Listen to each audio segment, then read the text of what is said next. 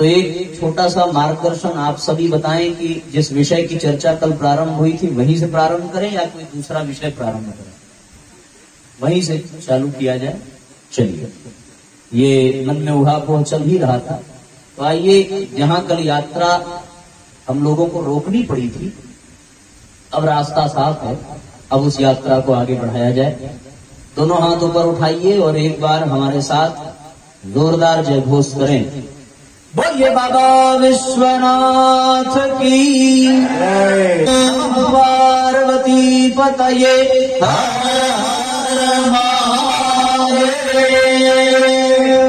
सुनो। तो निवेदन ये कर रहा था साथियों कि हम सभी शारदीय नवरात्रि के इस पावन पर्व पर एकत्रित हुए हैं।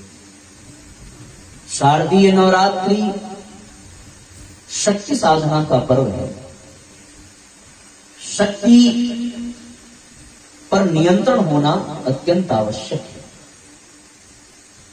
रेलगाड़ी अपने आप में बड़ी शक्तिशाली संयंत्र है, पर यदि वो पटरी से उतर जाए तो वो विपत्ति का कारण बन जाती है।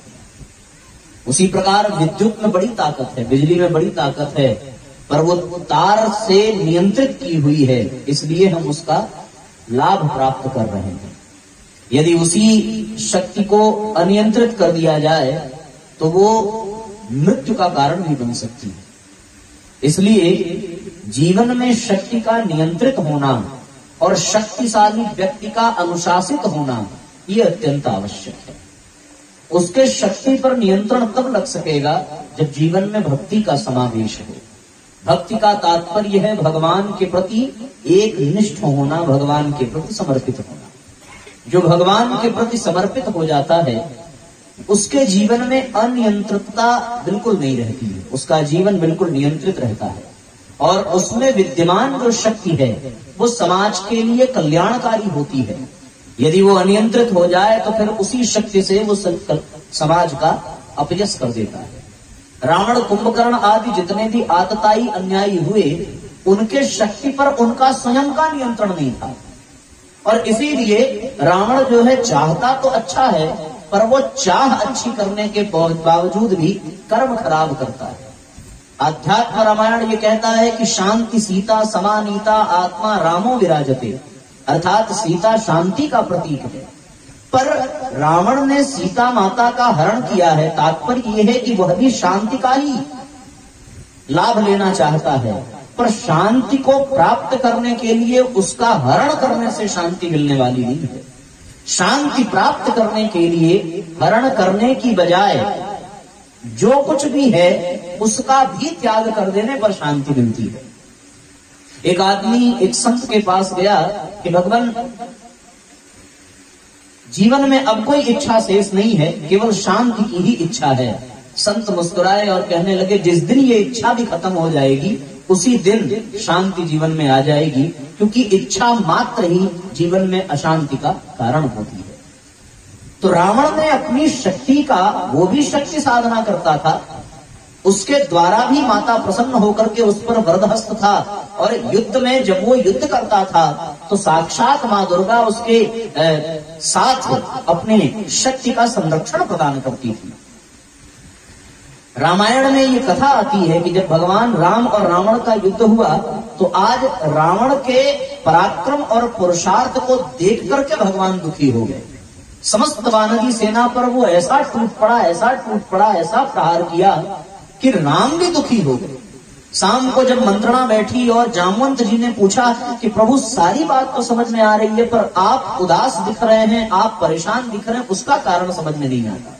आज रावण विजयी हुआ है, कल के युद्ध में वो पराजित होगा और आपके सामने उसका टिक पाना संभव नहीं है, फिर आपके इस उहापोह का कारण क्या है? भगवान ने कहा कि मैं उदास कभी नहीं होता, मैं इस बात से परेशान नहीं हूं कि रावण ने अपना पराक्रम दिखाया और वानरी सेना को उसने त्राही त्राही मचा दी। मुझे उदासी इस बात से आ गई है कि वास्तव में वो रावण जो दुष्टता को पोषित कर रहा है, जो पाप और अन्याय को पोषित कर रहा है, आज जब वो युद्ध करने आया तो मैंने सूक्ष्म दृष्टि से देखा कि कि युद्ध का निमित्त मात्र वो था, पर उस युद्ध में उसके पीछे जो शक्ति कार्य कर रही थी वो साक्षात नवदुर्गा ही थी। उन्हीं के शक्ति से अनुप्राणित होकर के वो ऐसा शक्तिशाली बना हुआ है। जामवंत जी ने कहा कि प्रभु इसमें कोई चिंता का कारण ही नहीं है। जो शक्ति रावण के पक्ष में है वो शक्ति आपके भी पक्ष में आ सकती है। अंतर केवल इतना है कि रावण ने उनसे निवेदन किया है और प्रकृति के नियमानुसार वो शक्ति रावण का जरूर सहयोग करेगी, यद्यपि वो चाहती भी नहीं है, क्योंकि पता है कि कौन धर्म के मार्ग पर है, कौन अधर्म के मार्ग पर है। तो विलंब केवल इतना है कि जिस शक्ति से अनुप्राणित होकर के रावण अपनी सफलता को प्राप्त कर रहा है, आपको भी उसी शक्ति की साधना करनी चाहिए। और कहते हैं साहब कि फिर भगवान राम ने भी 9 दिवसीय नवदुर्गा की शक्ति साधना का विशेष अनुष्ठान संपन्न किया। उसमें भी एक क्रम ये जुड़ता है कि प्रतिदिन ऐसी विधि बनाई गई कि 108 नील कमल माँ दुर्गा को अर्पित करने की विधान उसमें बनाया गया। और नील कमल आसपास के क्षेत्र में कहीं नहीं था, केवल और केवल लंका के ही सरोवर में विद्यमान था। तो भगवान के सामने ये प्रश्न उठा कि फिर वो नील कमल आएगा कहां से, नील कमल कहां से आएगा। इस प्रश्न के लिए भगवान ने हनुमान जी की ओर दृष्टिकोण किया कि भैया जिस प्रकार से आप लंका में गए और आ गए तो उम्मीद तो केवल आपसे ही बनती है। हनुमान जी ने कहा प्रभु आप आज्ञा करें तो मैं लंका ही उठा लाऊं, हमारे लिए कोई बड़ी बात नहीं है। अतुलित बलधामम हेम शैलावदेहम, क्योंकि उनकी जो शक्ति है वो परमात्मा के कार्य में है, तो वो शक्ति कल्याणकारी है, वो शक्ति नियंत्रण में है। और हनुमान जी की शक्ति में उनकी भक्ति भी जुड़ी हुई है, इसलिए वो शक्ति किसी के लिए अहित का कारण नहीं बन सकती। वो शक्ति सदैव और सदैव कल्याण का ही कारण बनती है। तो भगवान ने कहा कि बिल्कुल नीलकमल तो चाहिए ही चाहिए, प्रतिदिन चाहिए, 108 चाहिए। हनुमान जी ने ये जिम्मेदारी ली। अब शक्ति की साधना हो तो बिना शिव की कृपा के कहां संभव है, और शिव ही साक्षात हनुमान बन करके आए हैं। तो हनुमान जी ने प्रतिदिन 108 कमल की नील कमल की व्यवस्था करी। ये 108 नील कमल का तात्पर्य क्या है? तात्पर्य बस इतना ही है कि माला के मन के भी 108 ही होते हैं।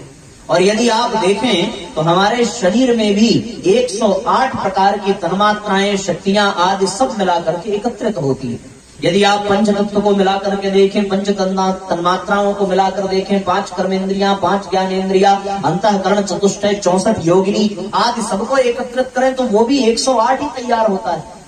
ऐसी स्थिति में और ये भी कहा गया है कि 108 में 1 + 0 + 8 = 9, और 9 पूर्ण की संख्या होती है, 9 से बड़ी कोई संख्या नहीं होती।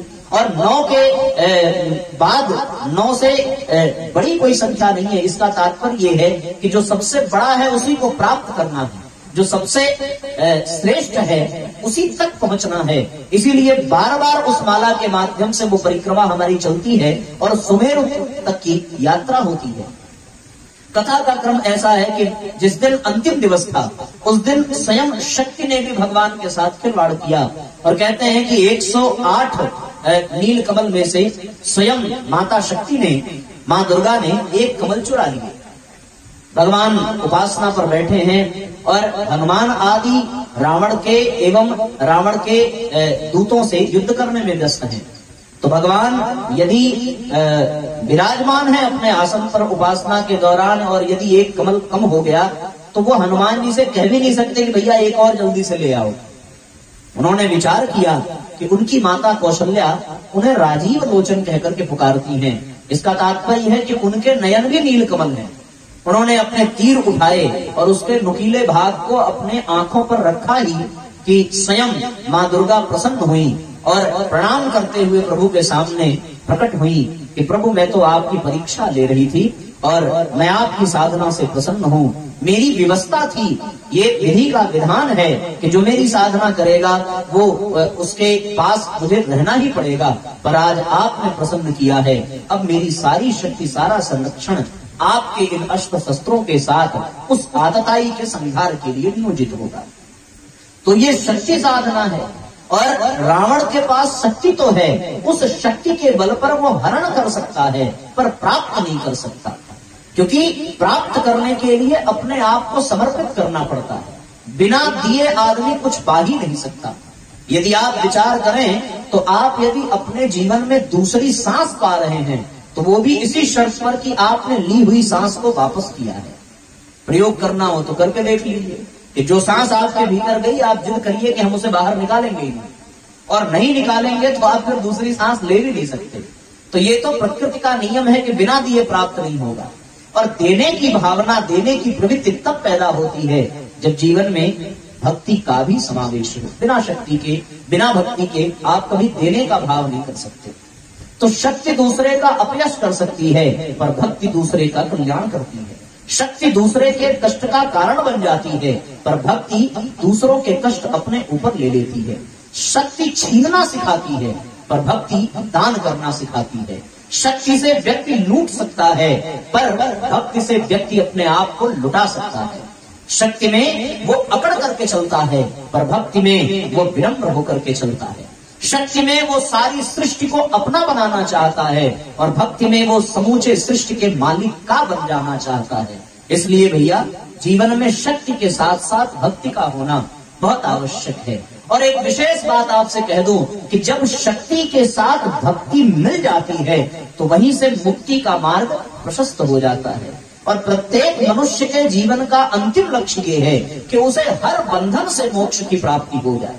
वो अपनी तंद्रा, अपने आलस्य के मोक्ष के लिए ही सवेरे उठ करके स्नान करता है, अपने क्षुधा की मुक्ति के लिए ही वो भोजन करता है, अपने प्यास से मुक्ति पाने के लिए वो जल ग्रहण करता है, अपनी दरिद्रता से मुक्ति पाने के लिए वो पुरुषार्थ करके धन कमाता है, अपने एकाकीपन से मुक्ति पाने के लिए वो परिवार बसाता है। और साथियों, सबसे बड़ी बात यह है कि यदि वो सत्संग में भी जा रहा है तो केवल और केवल अपने भव बंधनों, अपने अज्ञान से मुक्ति को प्राप्त करने के लिए ही जा रहा है। यदि कोई ये कहे कि आप सत्संग में क्यों गए, आप भजन में क्यों गए, तो उत्तर केवल एक होगा कि हमारे जीवन में जो अज्ञानता है, हमारे जीवन में जो भवबंधन है, उससे मुक्त करने का केवल और केवल एक ही रास्ता है कि महापुरुषों का सानिध्य प्राप्त किया जा सके, महापुरुषों के सानिध्य में बैठ करके सत्संग का लाभ प्राप्त किया जा सके। और ज्ञान की वो किरण जिस दिन प्राप्त हो गई, उसी क्षण अज्ञान के अंधकार से अपने आप को हम मुक्त कर सकते हैं। इस संसार में व्यक्ति जब जीवन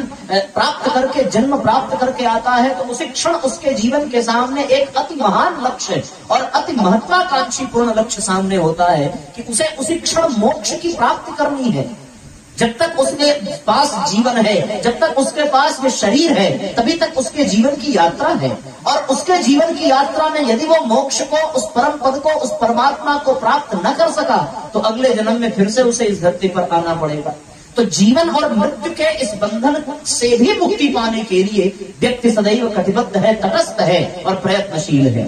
आप देखें तो हर व्यक्ति के जीवन में एक छटपटाहट है, आप देखें तो हर व्यक्ति के जीवन में एक व्याकुलता है, आप देखें तो हर व्यक्ति के जीवन में एक संभावना है, और वो संभावना ही उसे मोक्ष की ओर, मुक्ति की ओर अग्रसित करती है।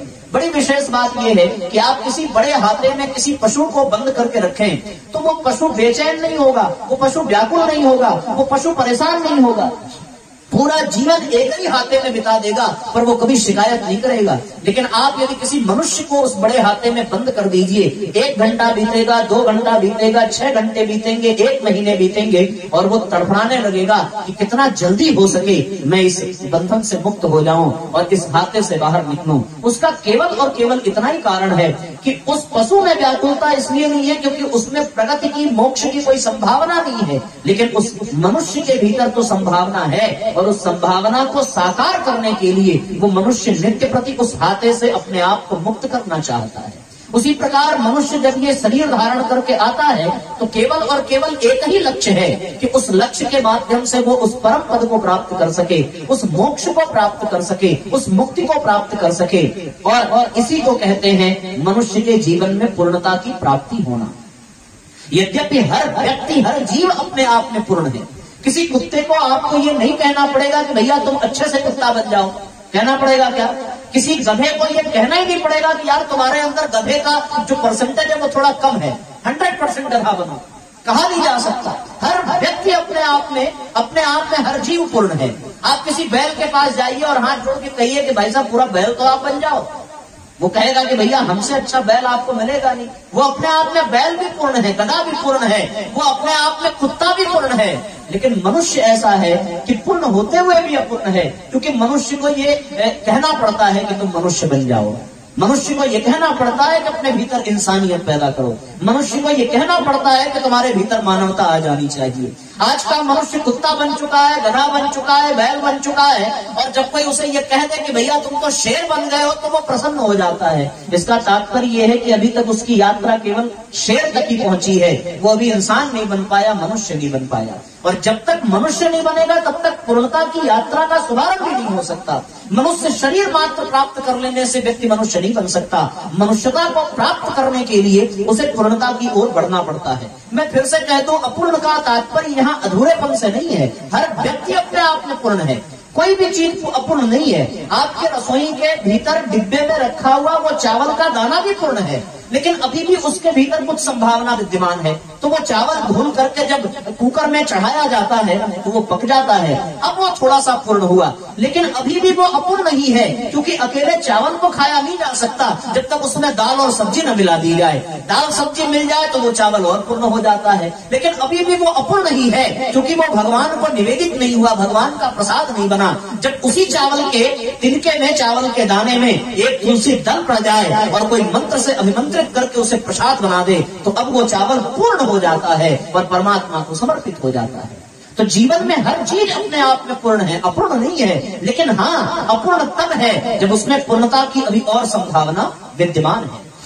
आप विचार करके देखें, एक घर में कन्या पैदा होती है तो क्या वो कन्या अपूर्ण है? अपने आप में पूर्ण है, लेकिन वो कन्या इसलिए भी अपूर्ण है क्योंकि अभी तक वो नवयुवती नहीं बनी है। जिस घड़ी वो नवयुवती बन जाए तो उसमें और पूर्णता की संभावना बढ़ जाती है। फिर आगे चल करके वही नवयुवती किसी की अर्धांगिनी, किसी की पत्नी बनती है तो वो और पूर्ण होती है। पर वास्तव में उसको तब वो पूर्णता प्राप्त होती है जिस दिन वो गर्भ धारण करती है और मातृत्व का सुख प्राप्त होता है। उसके स्त्रीत्व का, पूर्णता का भास उसे तब होता है जब उसके गर्भ से उत्पन्न होने वाला कोई प्राणी पहली बार उसे मां शब्द कहकर के संबोधित करता है, तो आज वो स्त्री अपने आप में पूर्ण हो जाती है। अब उसमें अपूर्णता रत्ती भर नहीं रह जाती। उसी प्रकार आप किसी खिले हुए पुष्प को झांक करके देखिए, जब तक वो पुष्प अपनी टहनी में है तब तक वो अपूर्ण नहीं माना जाएगा, जबकि वो पूर्ण रूप से विकसित हो चुका है, खिला है। क्योंकि वास्तव में पुष्प बनने में उसने एक यात्रा की है, एक तपस्या की है। पहले वो बीज गला, बीज गल करके उसमें कंखल निकले, कंखल से वो डंठियां निकली, डंठल से उसमें पल्लव निकले, पल्लव से वो पुष्प बना और पुष्प भी पूर्ण विकसित हो गया। फिर भी वो अपूर्ण है क्योंकि अभी भी उसमें पूर्णता की संभावना विद्यमान है। फिर कोई माली जाता है, उसे तोड़ता है, तोड़ करके ले आया, यदि बाजार में बेचा और किसी प्रेमी ने उसे अपने प्रेयसी को दिया तो भी वो पुष्प अपूर्ण ही कहा जाएगा। लेकिन उस पुष्प में पूर्णता तब बन जाती है जब उसको कोई भक्त लेकर के एक धागे में गूंथे और गूंथने के पश्चात उसे परमात्मा के कंठ में डाल दे, तो वो पुष्प अपने आप में पूर्ण हो जाता है, क्योंकि वो परमात्मा के हृदय तक पहुंच गया। ऐसी बात निकल करके आती है। इसलिए भैया, जीवन में पूर्णता की संभावना प्रत्येक जीव के पास है, और जब तक उसके जीवन में पूर्णता की संभावना है तब तक वो छटपटाता रहेगा, तब तक वो व्याकुल रहेगा, तब तक वो परेशान रहेगा, तब तक वो इधर उधर भटकता रहेगा। आश्चर्य की बात यह है कि व्यक्ति पूर्णता को प्राप्त करने के लिए अपने आप को पदार्थों में उलझा करके बैठा है।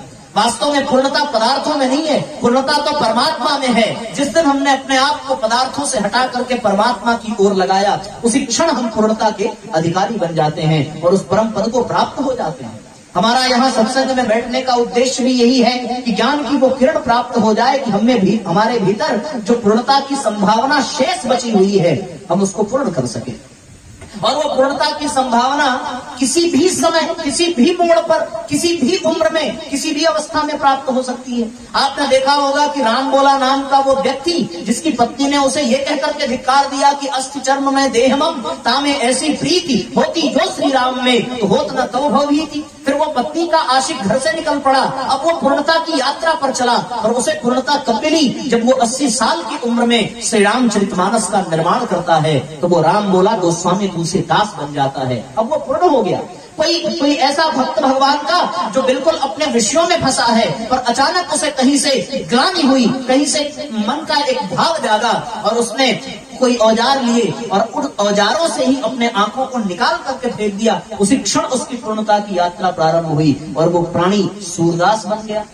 ये पूर्णता ऐसे ही प्राप्त होती है, बिना साधना के पूर्णता होती नहीं है। हम सबका उद्देश्य यही है कि पूर्णता मिले, पर वो पूर्णता केवल शक्ति से प्राप्त हो जाए, ऐसी बात नहीं है। शक्ति से आपको पदार्थों की प्राप्ति हो सकती है, पर परमात्मा की प्राप्ति नहीं हो सकती। आप अपने शक्ति से घर अच्छा बना सकते हैं, गाड़ी अच्छी ले सकते हैं, आप शान शौकत पूरा कर सकते हैं। व्यक्ति अपनी शक्ति से अपनी समस्त इच्छाएं पूरी कर सकता है। चाह पैसों से आनों में आती रही, चाह आनों से रुपया बुनाती रही, चाह रुपया से दौलत उड़ाती रही, चाह दौलत से घर बनाती रही, चाह घर में गाड़ी मंगाती रही, चाह गाड़ी से होटल में जाती रही, चाह होटल में बोतल खुलाती रही, चाह जिसने की उसका जी जरा हो गया, चाह छोड़ी जिन्होंने उसका जी हरा हो गया।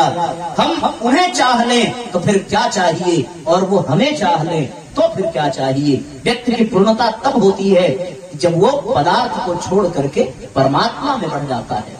परमात्मा की ओर भेजने का ही कार्य सत्संग के इस पंडाल में हो सकता है, और फिर आपकी समस्त बेचैनी, समस्त व्याकुलता समाप्त हो जाती है। मृग मरीचिका के तरीके से व्यक्ति इधर उधर भटकता है उस पूर्णता को प्राप्त करने के लिए।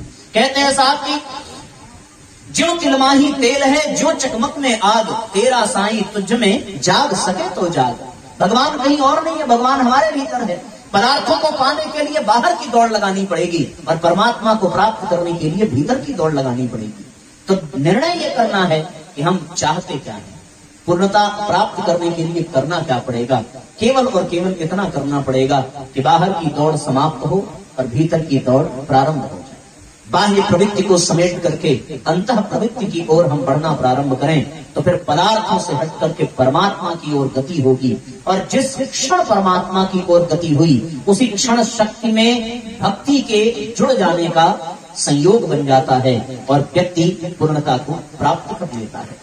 वो एक घास का तिनका बड़ा सुंदर उदाहरण लगता है कि घास का तिनका भी तब तक अपूर्ण है जब तक वो भगवान के चरणों तक न पहुंच जाए। विचार करिए कि घास भगवान के चरणों तक कैसे पहुंचेगी। पर आपको मैं उस घास की यात्रा का दर्शन कराऊं कि घास का वो तिनका यदि पैदा हुआ और पैदा होकर के सूख गया तो उसका जीवन व्यर्थ चला गया, वो अपूर्ण ही रह गया। लेकिन उसके हरेपन के नाते किसी गाय ने आकर के उसको चर लिया तो अब वो गौ माता का भोजन बन गया। अभी भी उसके भीतर पूर्णता की संभावना विद्यमान है। पर किसी बाझिन गाय ने खाया और खा करके गोबर किया तो वो घास फिर बेकार हो गया। लेकिन किसी गर्भवती गाय ने यदि उस तिनके को खाया तो अब उस तिनके में दूध बनने की संभावना हो जाती है। और वो गाय का दूध यदि किसी बछड़े ने पी लिया तो भी वो तिनका बेकार हो गया। पर वो तिनका तब सार्थक होता है जब गाय का दूध किसी ग्वाले ने दुहा और किसी गृहिणी को पहुंचा दिया। यदि गृहिणी ने उसे चूल्हे पर उबाला और वो दूध बह गया तो भी वो तिनका बेकार हो गया। पर वो दूध पका और उसमें मलाई पड़ गई तो अभी भी उस तिनके में पूर्णता की संभावना विद्यमान है। आगे भी यात्रा रुकती नहीं है। उस मलाई को मथा गया और उसका घी तैयार किया गया। किसी अन्यायी अत्याचारी ने उस घी को खाया और उसकी ऊर्जा से अन्याय किया तो भी उस तिनके का भाग्य फूट गया। पर यदि वही घी किसी संत के हाथ में लग गया और उन्होंने कटोरी में भर करके उस घी से रुई की बाती तैयार की और वो जिस दिन परमात्मा के मंदिर में चला उस दिन वो तिनका परमात्मा के चरणों में पहुंचा और आज उस तिनके का सौभाग्य उदित हुआ, उसका कल्याण हो गया। तो व्यक्ति का तब तक पूर्ण रूपेण पूर्णता प्राप्त नहीं होती जब तक वो उस पूर्ण को प्राप्त न कर ले। और वो पूर्ण है ही ऐसा कि उसे हर कोई पाना चाहता है। पूर्ण मदः पूर्णमिदं पूर्णात् पूर्णमुदच्यते। जब तक यज्ञ में आहुति पड़ रही है तब तक पूर्णता नहीं है। पर जिस घड़ी ये मंत्र कह दिया कि पूर्ण मदः पूर्णमिदं पूर्णात् पूर्णमुदच्यते पूर्णस्य पूर्णमादाय पूर्णमेवावशिष्यते, पुनरावृत्ति बार बार ये कहा, तब जाकर के वो यज्ञ पूर्ण माना जाता है। उसको पूर्णाहुति कहते हैं। तो जिस प्रकार वो घास का तिनका, जिस प्रकार वो फूल के डंठल, जिस प्रकार वो सारी सामग्री तब तक पूर्ण नहीं है जब तक वो परमात्मा तक न पहुंच जाए। तो फिर ये इंसान पदार्थों में कितना भी दौड़ता रहे तब तक अपूर्ण रहेगा जब तक वो परमात्मा के चरणों में न पहुंच जाए। रावण शक्ति से पाना चाहता है पर वो प्राप्त करते हुए भी अप्राप्त ही है उसके लिए। पर हनुमान शक्ति से नहीं, हनुमान भक्ति से पाना चाहते हैं। आप इसको तय कर लीजिए कि हर व्यक्ति के पास ये दोनों चीजें होती हैं। उसके पास शक्ति भी होती है, उसके पास भक्ति भी होती है। पर दिक्कत क्या है, जहां भक्ति का प्रयोग करना है वहां वो शक्ति का प्रयोग करता है, और जहां शक्ति का प्रयोग करना है वहां वो भक्ति का प्रयोग करता है। एक रोगी डॉक्टर के पास गया। उसने कहा कि डॉक्टर साहब हमारे आंख में भी समस्या हो गई है, हमारे पेट में भी समस्या हो गई है। तो डॉक्टर ने उसको 2 दवाइयां दी और कह दिया कि एक आप पेट में खा लीजिएगा जल में मिला करके, और एक जो है आप अपनी आंख में डाल लीजिएगा। घर आया भूल गया, आंख वाली पेट में डाल ली, पेट वाली आंख में डाल ली। यही स्थिति हमारी हो गई। हमें जहां शक्ति का प्रयोग करना चाहिए हमने वहां भक्ति का प्रयोग किया, और जहां भक्ति का प्रयोग करना चाहिए वहां हमने शक्ति का प्रयोग किया। बात यहीं से बढ़ जाती है। भक्ति दिल से होती है, शक्ति दिमाग से होती है। दिमाग हमने लगाया परमात्मा में और दिल लगाया संसार में, बात बिगड़ गई। ठीक है ना। आज मनुष्य की भक्ति बच्चों में है, आज मनुष्य की भक्ति अपने व्यापार में है, आज मनुष्य की भक्ति अपने परिवार में है, आज मनुष्य की भक्ति अपने पत्नी में है, अपने माँ बाप में है। तो फिर जब भक्ति इधर है तो वही लोग प्राप्त होंगे। विचार करके देखिए, माताएं ज्योतिया का व्रत रखती हैं, तीज का व्रत रखती हैं, प्रदोष का व्रत रखती हैं, एक भी व्रत परमात्मा के लिए नहीं है, सब इसी परिवार के लिए है। बच्चे के लिए ज्योतिया का व्रत रखा, पति के लिए तीज का व्रत रखा, करवा चौथ पति के लिए रखा। कोई तो व्रत ऐसा बताओ जो भगवान के लिए रखा हो। आदमी भगवान के लिए जब रखता ही नहीं है तो बात ऐसी हो जाती है कि जहां शक्ति लगानी थी वहां भक्ति लग गई, और जहां भक्ति लगानी थी वहां शक्ति लग गई। जहां दिल लगाना था वहां दिमाग लग गया, और जहां दिमाग लगाना था वहां दिल लग गया। ये जो मामला उल्टा है, ये उल्टे कोई उलट करके सीधा करने का काम परम पूज्य गुरुदेव की शरण में होता है। गुरुजी ने कहा कि मैं उल्टे को उलट करके सीधा करने आया हूं, और ये सीधा जिस दिन हुआ उसी दिन लाइट कट जाएगी। आसरा इस जहां का मिले ना मिले, आसरा इस जहां का मिले ना मिले, मुझको तेरा सहारा सदा चाहिए, मुझको तेरा सहारा सदा चाहिए। चांद तारे फलक पर दिखे ना दिखे, चांद तारे फलक पर दिखे ना दिखे, मुझको तेरा नजारा सदा चाहिए, मुझको तेरा सहारा सदा चाहिए।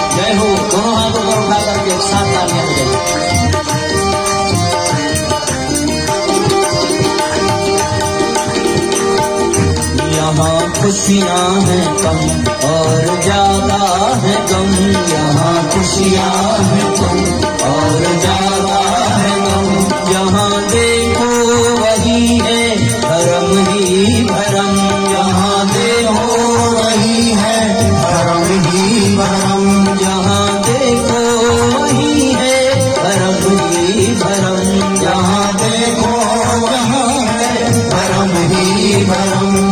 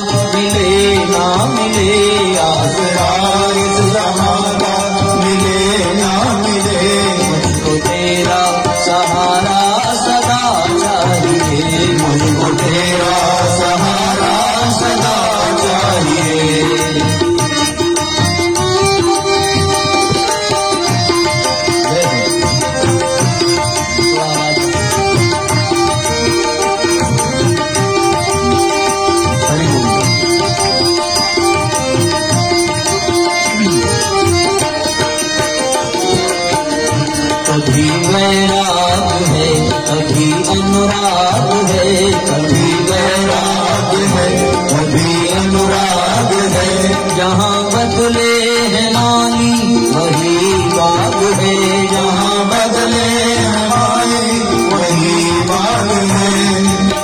जीवन में कभी वैराग आता है कभी अनुराग आता है, पर ये बाग ऐसा है, ये संसार ऐसा है कि यहाँ माली बदलते रहते हैं। आज जिस बाग के मालिक हम हैं, कल कोई और था और कल कोई और होगा।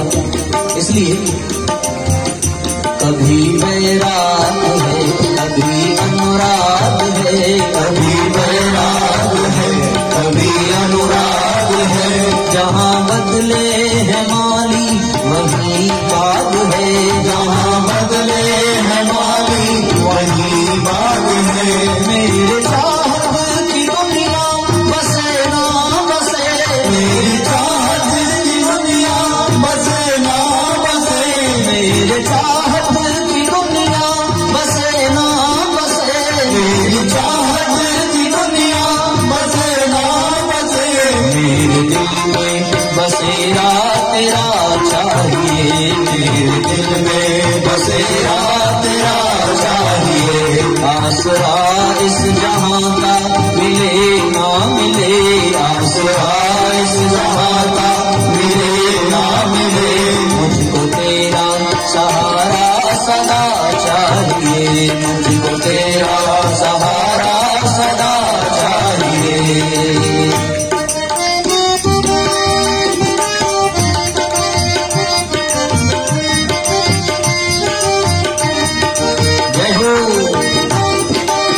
सभी एक साथ तालियां बजाइए और साथ साथ दोहराइए।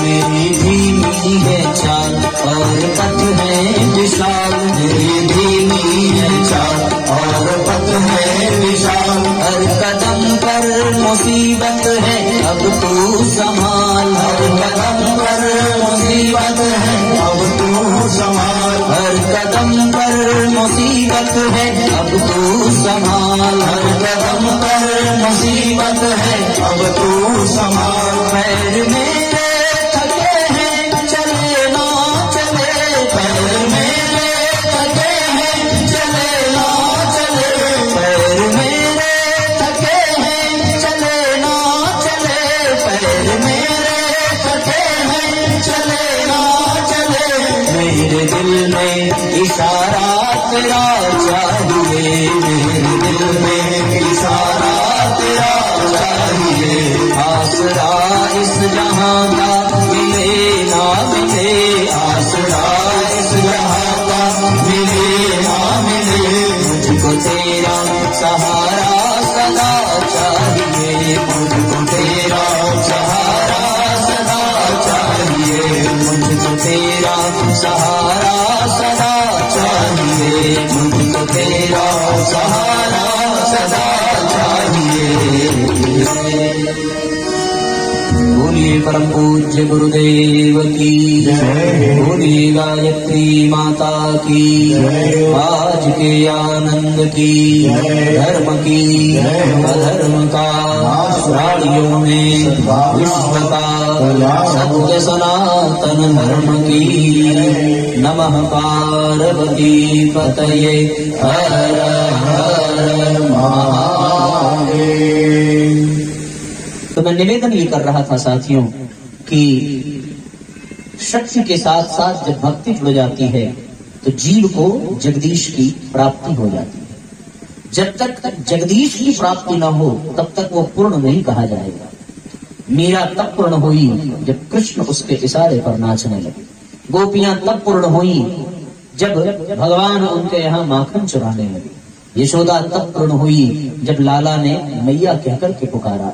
इसलिए जीवन में शक्ति के साथ साथ भक्ति होनी चाहिए। भक्ति ही समस्त संभावनाओं को साकार करती है। माइकल एंजल नाम का एक विदेशी था, वो एक रास्ते से गुजर रहा था, खेत बीच में पड़ा, उस खेत में बहुत बड़ी चट्टान रखी हुई थी। खेत के किसान को बुलाया और बुला करके कहने लगा कि भैया ये जो चट्टान है इसे मैं लेना चाहता हूँ। किसान बड़ा प्रसन्न हुआ कि अगर मुझे पैसा भी देना पड़े तो मैं देने को तैयार हूँ, इस चट्टान की वजह से खेती करने में बड़ी असुविधा हो रही है। तो माइकल एंजल ने उस चट्टान को खरीदा, अपने घर ले गए। जिस तरीके से 1 हफ्ते बाद उस किसान को अपने घर बुलाया और घर बुला करके उसे एक मूर्ति दिखाई, और वो मूर्ति इतनी सुंदर कि वो किसान देख करके उसके आंखों से आंसू बहने लगे। कहने लगे कि भैया इतनी सुंदर मूर्ति आपको कहाँ से मिली? वो माइकल एंजल नाम का व्यक्ति कहने लगा कि जो चट्टान आपके लिए समस्या का कारण थी, ये उसी चट्टान में से निकल करके आई है, क्योंकि उसमें संभावना थी।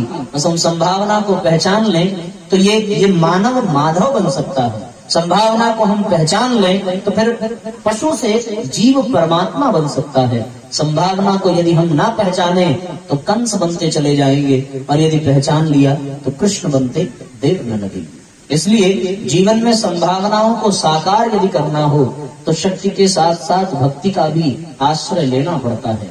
और जीवन में परमात्मा की ओर जाने के लिए हमें कुछ अनुशासन स्वीकार करने पड़ते हैं। देखो, शक्ति में अनुशासन नहीं है, लेकिन भक्ति में तो साहब अनुशासन होता है। परम पूज्य गुरुदेव ने हमारे 18 गीता के 18 अध्यायों के समान युग निर्माण के 18 सत्संकल्प सूत्र प्रदान किए, और ये 18 सत्संकल्प सूत्र इतने गंभीर, इतने गहरे, इतने महत्वपूर्ण कि इसको जो भी जीव, जो भी प्राणी अपने जीवन में उतार ले, उसे ही उस पूर्णता का आभास हो जाएगा। उसके जीवन में अपूर्णता समाप्त हो जाएगी, उसके जीवन में वो संभावना साकार हो जाएगी जिसे प्राप्त करने के लिए वो जीव इस धरती पर आया है। जीवन में उस 18 सत्संकल्प सूत्र को अपने जीवन में धारण करना पड़ेगा। व्यक्ति जब किसी चीज को ठान लेता है तो वो कर जाता है, क्योंकि संकल्प में बड़ी शक्ति होती है। अपने आप में सारी शक्तियां अलौकिक हैं, लेकिन संकल्प से बड़ी कोई शक्ति नहीं है। बुद्धि बल भी है, जनबल भी है, धन बल भी है, शरीर बल भी है, सब शक्तियां हैं, लेकिन ये सारी शक्तियां संकल्प शक्ति के आगे बहुत छोटी हैं। क्योंकि संकल्प का निर्माण ही तब होता है जब उसमें शरीर बल, मनोबल, आत्मबल, प्राण बल, समस्त इच्छाएं, समस्त कामनाएं, समस्त भावनाएं जुड़ जाती हैं, तो सब मिलकर के संकल्प बल तैयार होता है। उसी संकल्प के कारण व्यक्ति अपनी समस्त संभावनाओं को साकार कर सकता है। उसी संकल्प बल के कारण व्यक्ति अपने समस्त लक्ष्य को प्राप्त कर सकता है। और यदि जीव वास्तव में संकल्पित हो जाए तो फिर वो परमात्मा को प्राप्त करने में भी नहीं चूकता। प्राप्त करना तो दूर की बात, एक ऐसी स्थिति में बन जाती है कि वो जीव, वो खुद परमात्मा ही बन जाता है। इसमें कोई दो राय नहीं है। करना क्या पड़ेगा कि उन संकल्पों को धारण करना पड़ेगा। ऐसा श्रेष्ठ संकल्प धारण करना पड़ेगा जिसे प्राप्त करने के पश्चात व्यक्ति के भीतर वो संभावनाएं अपने आप साकार होती चली जाएं। उन संकल्पों को धारण करना पड़ेगा जहां से उसकी संभावनाओं को साकार होने के लिए मार्ग मिलने लगे और एक एक कदम वो आगे बढ़ता हुआ चला जाए। ऐसी स्थिति तब बनेगी साथियों जब जीवन में संकल्प बल होगा, जब जीवन में सार्थकता होगी, तब जाकर के ये संयोग बनेगा। ऐसी स्थिति में हम सबको संकल्प शक्ति को अपने भीतर धारण करना चाहिए। यदि वास्तव में हमें श्रेष्ठता के पथ पर चलना है, यदि वास्तव में हमें उस परम लक्ष्य को प्राप्त करना है, यदि वास्तव में उस पूर्णता को प्राप्त करना है जिसकी चर्चा कुछ समय पहले हम लोगों ने की, यदि वास्तव में उस संभावना को साकार करना है तो हमें भी संकल्पित होना पड़ेगा। बिना संकल्प के संभावनाओं को साकार नहीं किया जा सकता, बिना संकल्प बल के उसे प्राप्त नहीं किया जा सकता। आपने हमारे ही समाज के पश्चिम बंगाल की एक महिला थी, सुहासिनी मिस्त्री, आपने नाम सुना होगा। 21 साल की उम्र में उसका पति बीमार हुआ, बीमार होकर के मर गया। छोटे छोटे बच्चे थे और वो सब्जी का व्यापार करती थी। 21 साल में जब उसके पति का देहावसान हुआ तो उसके मन में एक भाव जागा कि यदि इस क्षेत्र में हॉस्पिटल रहा होता तो फिर आज मेरे पति की मृत्यु न होती, वो अपनी पूरी जिंदगी जी पाते, उनका इलाज हो पाता। वो सब्जी बेचने वाले के मन में ये संकल्प आ गया कि मैं इस क्षेत्र में हॉस्पिटल बनाऊंगी। आसपास के लोगों ने खिल्लियां उड़ाई कि तू घर का खर्च तो चला नहीं पाती, अपना पेट पाल नहीं पाती, हॉस्पिटल बनाने का सपना ये तो मुंगेरी लाल के सपने के समान है, ये तो फिर संभव ही नहीं है। उसने दिन दिन करके एकत्रित करना प्रारंभ किया। 22 साल में उसने ना अपने बच्चों के लिए कोई वस्त्र खरीदा, ना अपने लिए कोई साड़ी खरीदी, लेकिन अपने पूरी ईमानदारी, पूरी मेहनत के साथ उसने अपने बड़े बेटे को डॉक्टर बनाया। डॉक्टर बनकर के वो एम्स में दाखिल हुआ। 80,000 की तनख्वाह पाने वाला उसका बेटा नौकरी छोड़ करके अपने गांव वापस आया। गांव वाले ये देखने के लिए आए कि ये इंसान कैसा है जो 80,000 की नौकरी छोड़कर गांव में आ गया। आने के बाद लोगों ने पूछा उद्देश्य क्या आने का, उसने कहा माँ के सपने को पूरा करना है। और 22 साल में उस महिला ने कुल 22,000 रुपए इकट्ठा किए थे हॉस्पिटल बनाने के लिए। 22,000 में किराए का मकान तक नहीं मिलता, पर जब उसके संकल्पों को लोगों ने देखा तो फिर किसी जमींदार ने जमीन देने का संकल्प कर लिया, किसी मैकेनिक ने सारे मैकेनिक का काम करने का संकल्प ले लिया, किसी निर्माण वाले ने सारे निर्माण की सामग्री देने का मन बना लिया, इलेक्ट्रिक वाले ने सारी वायरिंग का संकल्प ले लिया। और देखते देखते जब वो अस्पताल बना तो उस अस्पताल के बोर्ड पर लिखा गया फ्रॉम पुअर फॉर पुअर, और ह्यूमैनिटी नाम का वो अस्पताल तैयार हुआ, जिसके लिए सुहासिनी मिस्त्री को पद्मश्री का अवार्ड मिला। ये क्यों हुआ? केवल संकल्प बल के कारण। 22 साल पहले वो सोच भी ना सकी थी कि वो ऐसे अस्पताल का निर्माण कर सकती है। एक आप चले जाइए गुजरात में पीसनहारी का कुआं नाम का बहुत स्थान प्रसिद्ध है। वहां पर एक महिला जो चक्की चलाती थी, गेहूं पीसती थी, उसके मन में आया कि वो चारों धाम की यात्रा करेगी। 10 साल में उसने इतने पैसे इकट्ठा कर लिए कि वो चारों धाम की यात्रा कर सके। पर उस 10 साल में उसने एक बड़ी विचित्र बात अपने गांव में ये देखी कि उसके गांव की महिलाओं को कई किलोमीटर दूर पानी लेने के लिए जाना पड़ता है। उसने क्या किया, बोली चारों धाम की यात्रा फिर जीवन रहा तो कर लेंगे, पर ये जीवन दोबारा मिले ना मिले, जो पैसा बचा करके रखा है उस पैसे से पहले इस गांव में कुएं का निर्माण कराएंगे। कुएं का निर्माण कराना प्रारंभ किया और उस आसपास के कई किलोमीटर में केवल वही एक ऐसा कुआं है जहां का पानी आज भी मीठा है और लोग उसे पीसनहारी का कुआं कहते हैं। उसी क्षण वो पूर्णता को प्राप्त हो गई, जो पूर्णता उसे चारों धाम की यात्रा से प्राप्त न होती, लेकिन वो पूर्णता कुआं खुदा करके प्राप्त हो गई। ये कब संभव हुआ? जब उसके जीवन में संकल्प बनाया। परम पूज्य गुरुदेव ने मनुष्य को देवता बनाने के लिए, धरती पर स्वर्गीय वातावरण को जन्म देने के लिए क्या किया है? 18 सत्संकल्प सूत्रों को सजा करके एक स्थान पर दे दिया। हिमालयवासी समस्त ऋषि सत्ताओं ने शोध किया और शोध करके ये निष्कर्ष निकाला कि यदि आज के इंसान को देवता बनाना है, यदि आज के इंसान को पूर्णता प्रदान करनी है, तो कौन से सूत्र चाहिए? तो फिर उन सूत्रों को सजोया और उन सूत्रों को गुरुजी ने नाम दिया हमारा युग निर्माण सत्संकल्प सूत्र। उसी सूत्र को आधार बना करके अब अपने भीतर अपने आप को जागृत कर सकते हैं, अपने आप को देवत्व से परिपूर्ण कर सकते हैं। क्योंकि जीवन की पूर्णता तब है जब इसमें देवत्व जागे। मनुष्य के जीवन में दोनों पक्ष है, एक पशु भी है, एक देवता भी है। कभी उसका मन यदि विषयों की ओर भागने लगे, पतन की ओर भागने लगे, तो वो देखते देखते पशु बन जाता है। और जब उसका मन श्रेष्ठ कार्यों में लग जाए, श्रेष्ठ संकल्पों में लग जाए, श्रेष्ठ उद्देश्यों में लग जाए, तो वही व्यक्ति देवता बन जाता है। एक ही व्यक्ति के भीतर दोनों तत्व विराजमान है। आप किसी को क्रोध करते हुए, चिल्लाते हुए, झल्लाते हुए देखिए तो आपको किसी असुर की तलाश नहीं करनी पड़ेगी। जो व्यक्ति अभी तक सुंदर लग रहा था, जो व्यक्ति बड़ा प्यारा लग रहा था, बड़ा भोला लग रहा था, अब उसकी आंखें लाल हो जाती हैं, गाल हिलने लगते हैं, भौहें चढ़ जाती हैं और उसके हाथ पैर कांपने लगते हैं, क्रोध के मारे सही से शब्द भी बाहर नहीं निकलते, उसके गले सूखने लगते हैं, जबड़ा सूखने लगता है, मुंह से शब्द नहीं निकलता और निकलता भी है तो जहर ही निकलता है। तो क्या किसी असुर की आपको तलाश करनी पड़ेगी ऐसे व्यक्ति को देखने के लिए? वो साक्षात राक्षस बन गया ना अपने क्रोध के कारण। और वही व्यक्ति जो अभी तक क्रोध कर रहा था, अचानक उसके मन में भक्ति भावना जागे, वो किसी सत्संग पंडाल में अपने आंसुओं की धार बहा करके भगवान के चरणों में अपने आप को आत्मनिवेदित करे, तो फिर अब वही व्यक्ति देवता बन गया। वो व्यक्ति जो काम वासना में फंस करके अपने आप को किसी स्त्री के, किसी विषयों के चंगुल में फंसाता हुआ पागल कुत्ते की तरीके से फिरता है, तो साक्षात वही व्यक्ति राक्षस है। पर वही व्यक्ति काम को छोड़ करके यदि राम की तरफ बढ़ जाए और राम को पाने के लिए प्रयत्नशील हो जाए, तो फिर वो गिलहरी, ग्वाल, बाल, पांडव के समान देवता बन जाता है।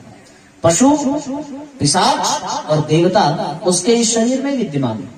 आकृति वही रहती है, आकृति में कोई परिवर्तन नहीं होता, पर व्यक्ति के व्यक्तित्व की पहचान उसके प्रकृति से बनती है। और प्रकृति को संवारने के लिए जीवन में संकल्प का लेना बहुत जरूरी है। आपकी आकृति अवश्य वही रहेगी, पर प्रकृति आपको बदलनी पड़ेगी। राम और रावण में आकृति की दृष्टि से कोई विशेष अंतर नहीं रहा होगा। परम पूज्य गुरुदेव के जीवन में देख लीजिए और किसी राक्षस के जीवन में उनके भी 2 हाथ ही रहे होंगे, 2 पैर ही रहे होंगे। ऐसी स्थिति में आकृति की दृष्टि से कोई अंतर नहीं है। लोग कहते भले हो कि भैया रावण 10 सिर वाला है, पर 10 सिर वाले का तात्पर्य केवल इतना है कि वो सामान्य पुरुषों की अपेक्षा 10 गुना अधिक योग्य है। उसके भीतर पात्रता 10 गुना अधिक है। सच में उसके पास 10 सिर हो ही नहीं सकता।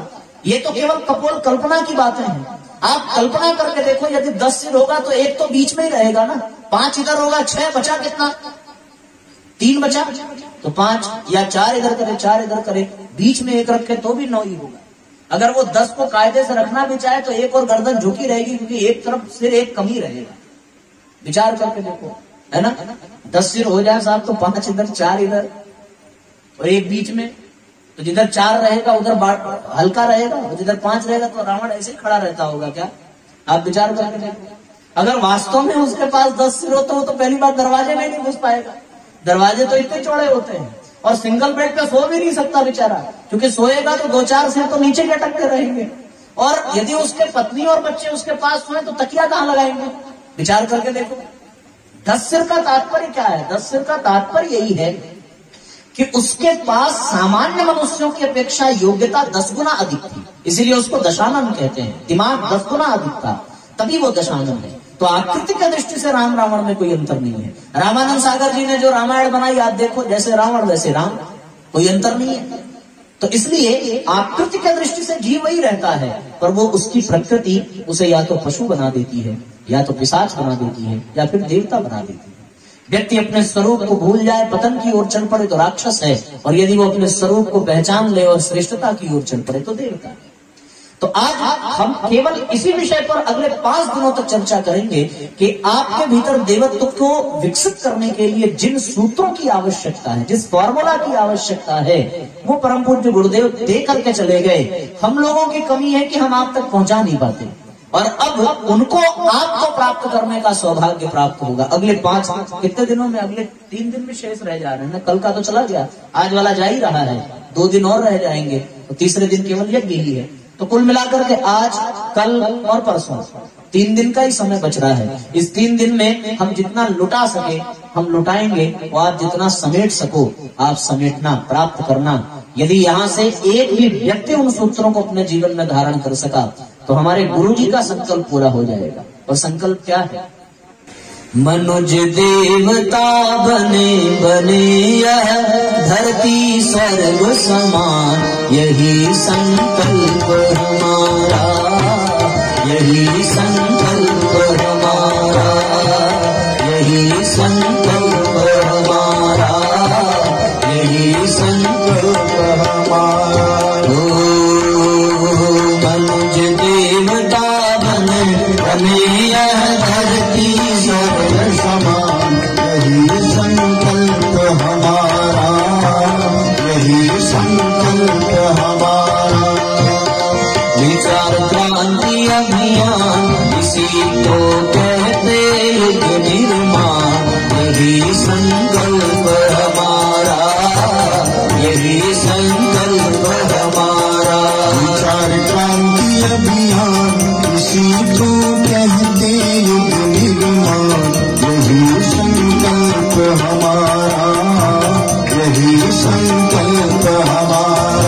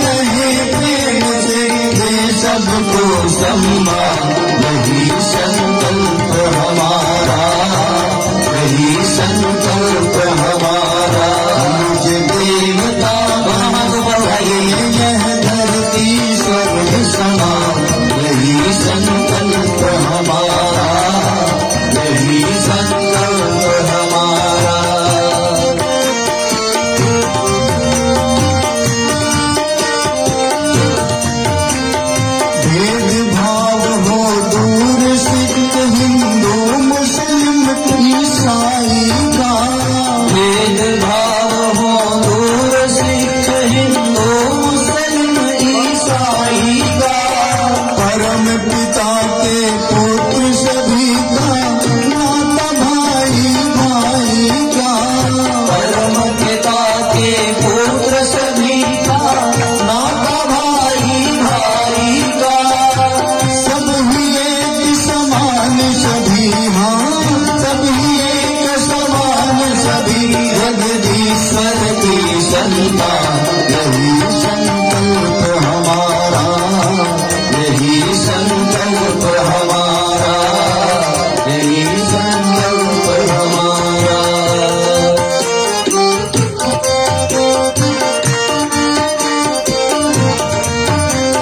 सदाचार अपनाए सब जन प्रभु के साझेदार बने।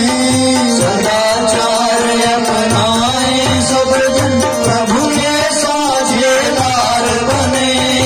अनाचार से नाता तोड़ नैतिक बने उदार बने। अनाचार से नाता तोड़े नैतिक बने उदार बने। सादा जीवन बने सभी का, सादा जीवन बने सभी का। फैले देशज ज्ञान वही संकल्प हमारा, वही संकल्प हमारा। देवता बने भले यह धरती स्वर्ग समान, वही संकल्प हमारा, यही संकल्प हमारा, यही संकल्प हमारा। मनुज देवता बने, बने यह धरती स्वर्ग समान, यही संकल्प हमारा। समूची सृष्टि में एक दिशा देने के लिए, एक गति देने के लिए कुछ अनुशासन बनाए जाते हैं। उसी अनुशासन को संविधान कहते हैं। जैसे अपने इस राष्ट्र को चलाने के लिए अपने राष्ट्र का भी एक संविधान है। गणतंत्र दिवस के रूप में हम उसको मनाते हैं। एक संविधान दे दिया गया हर विषय के लिए।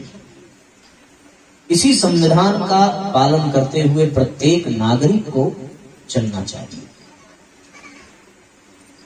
तो जिस प्रकार से राष्ट्र की प्रगति के लिए संविधान आवश्यक है, जिस प्रकार परिवार की प्रगति के लिए अनुशासन आवश्यक है, उसी तरह व्यक्ति के लिए भी संविधान आवश्यक है।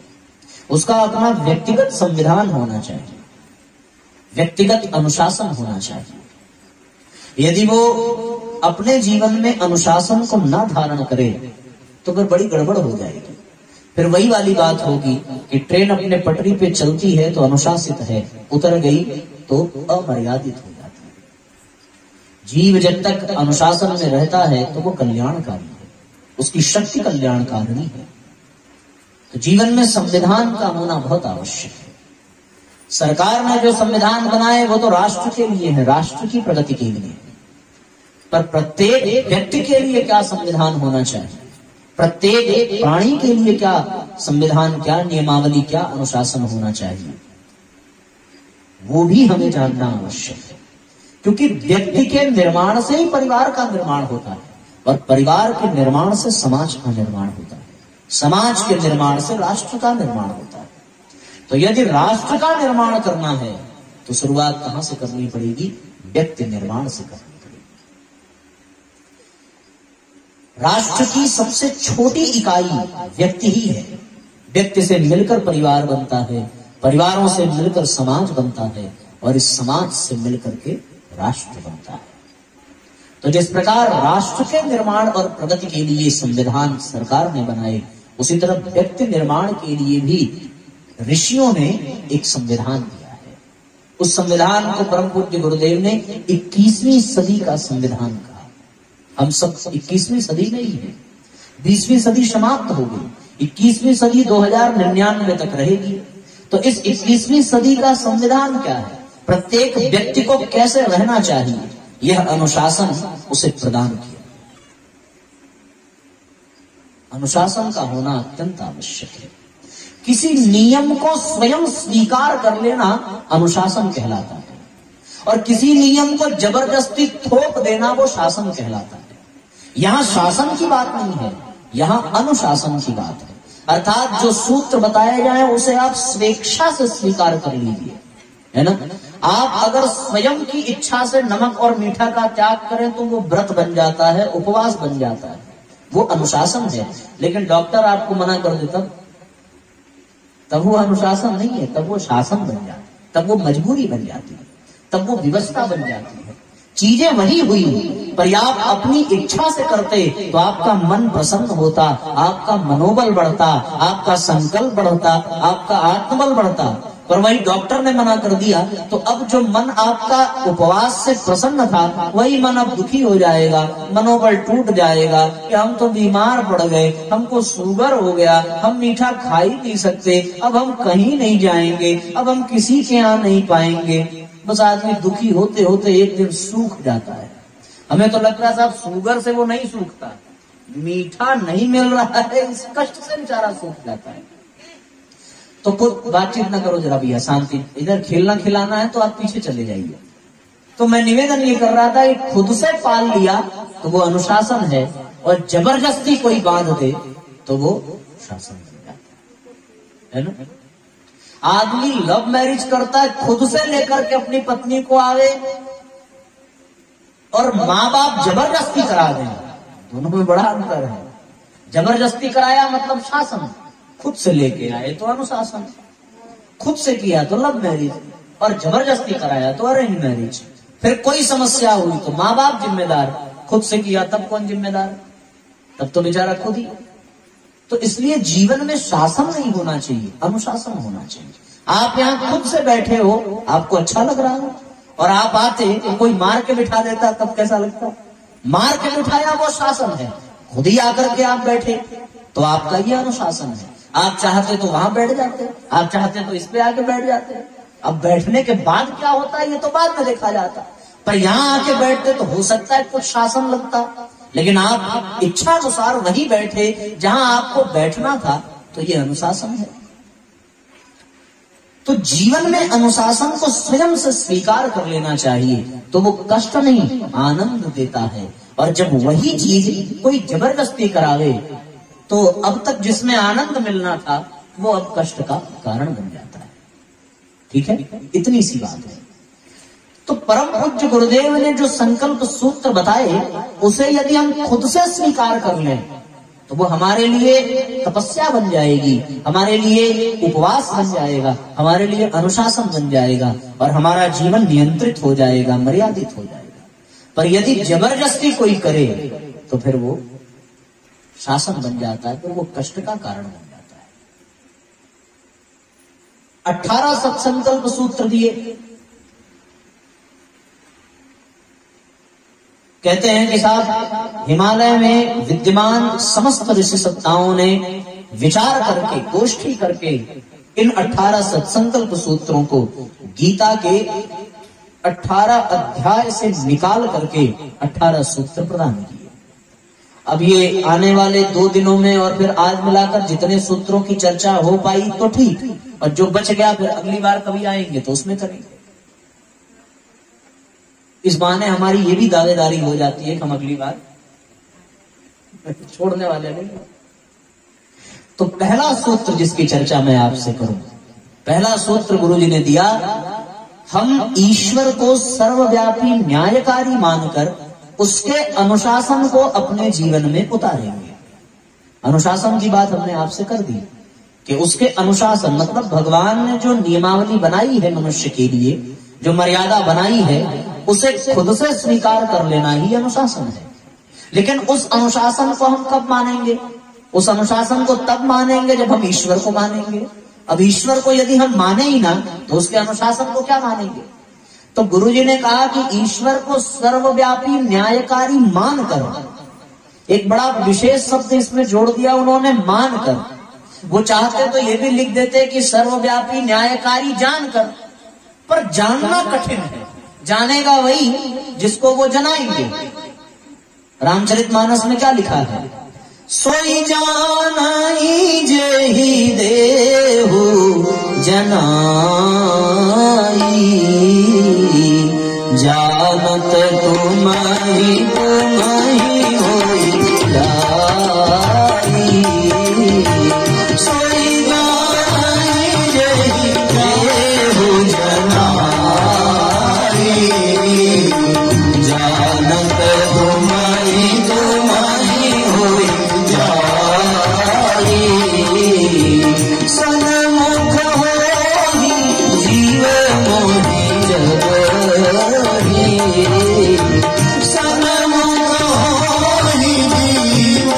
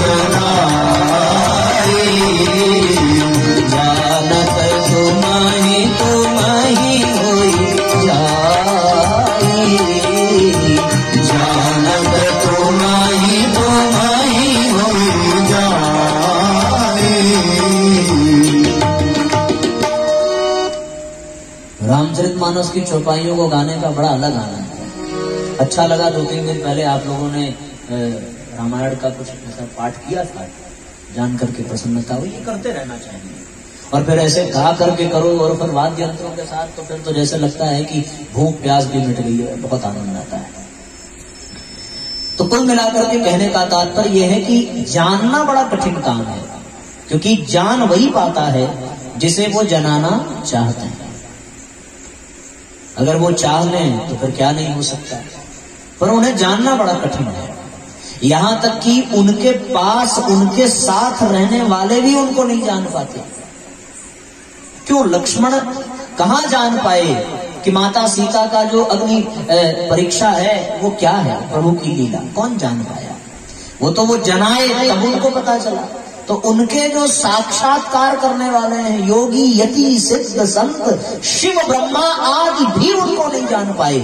तो हम साधारण मनुष्यों के लिए जान पाना तो ये असंभव जैसी चीज है, ये उनके ऊपर निर्भर है। हाँ, मान लेना हमारे ऊपर निर्भर। विश्वासम फलदायकम, विश्वास कर लेना, मान लेना, ये हमारे हाथ में है। उस विश्वास को प्रमाणित कर देना ये उनके हाथ में है। हम अपने पक्ष का काम कर लें तो सुना है कि यदि हम करें तो वो कभी पीछे नहीं हटते। प्रहलाद ने किया और प्रहलाद को ये विश्वास हो गया कि भगवान खंबे में भी है। अब उसके विश्वास को प्रमाणित करने के लिए भगवान को खंबे को बाप बनाना पड़ा, खंबे से पैदा होकर के आए, भगवान को प्रमाणित करना पड़ा। हमारे हिस्से में केवल इतना ही है कि हम ईश्वर को सर्वव्यापी न्यायकारी मानकर, अच्छा ईश्वर को मानकर ही नहीं, दो बात और है कि सर्वव्यापी मानना है और न्यायकारी मानना है। ये भी है कि व्यक्ति मानता तो है पर जिसकी जैसी भावना रहती है वो वैसा मानता है। रावण शत्रु मान रहा है, रावण उनको ईश्वर नहीं मान रहा है, वही राम, पर कोई उनको पति मान ले, कोई पुत्र मान ले, कोई शत्रु मान ले, कोई भाई मान ले, ये नहीं मानना है। जो रिश्ता बनाना है वो बात अलग है, पर बात इतनी है कि सर्वव्यापी हो, न्यायकारी हो, ये मानना है। जिसकी रही भावना जैसी प्रभु मूरत तिन देखी तैसी, जिसका भाव जैसा रहता है वो वैसा मानता है। भगवान कृष्ण जब कंस के पास गए और मल्ल युद्ध की व्यवस्था उसने बना करके रखी थी, उस भरे प्रांगण में जब भगवान पहुंचे तो फिर लोगों ने अपनी अपनी दृष्टि से भगवान को माना है, उनके दृष्टिकोण जैसे थे। योद्धन को नाथ परम योद्धा, भक्तन को श्री भगवान लगे, नव युवतिन को कामावतार, उनके ही जीवन प्राण लगे। वत्सला रूप में जो देखे, उन्हें छोटे से रस खान लगे। मुरलीधर मन मोहन मोहन, अपने ही जीवन प्राण लगे। वात्सल्य दृष्टि से देखें तो वो छोटे से प्यारे से कन्हैया लगे, प्रेम के रूप में देखें तो वो नवयुवक लगे, काम के अवतार लगे, और कंस को तो वो साक्षात यमराज लगे। तो आपको क्या मानना है ये भी गुरु जी ने निर्धारित कर लिया। मानना आपके हाथ में है, और मानना ये है कि वो सर्वव्यापी है, वो न्यायकारी है, ये मानना है। विश्वासम फलदायक। बहुत सारी चीजें दुनिया में मानने से ही चलती हैं। जितने भी संबंध हैं, जितने भी व्यापार हैं, वो केवल मानने पर ही आधारित है।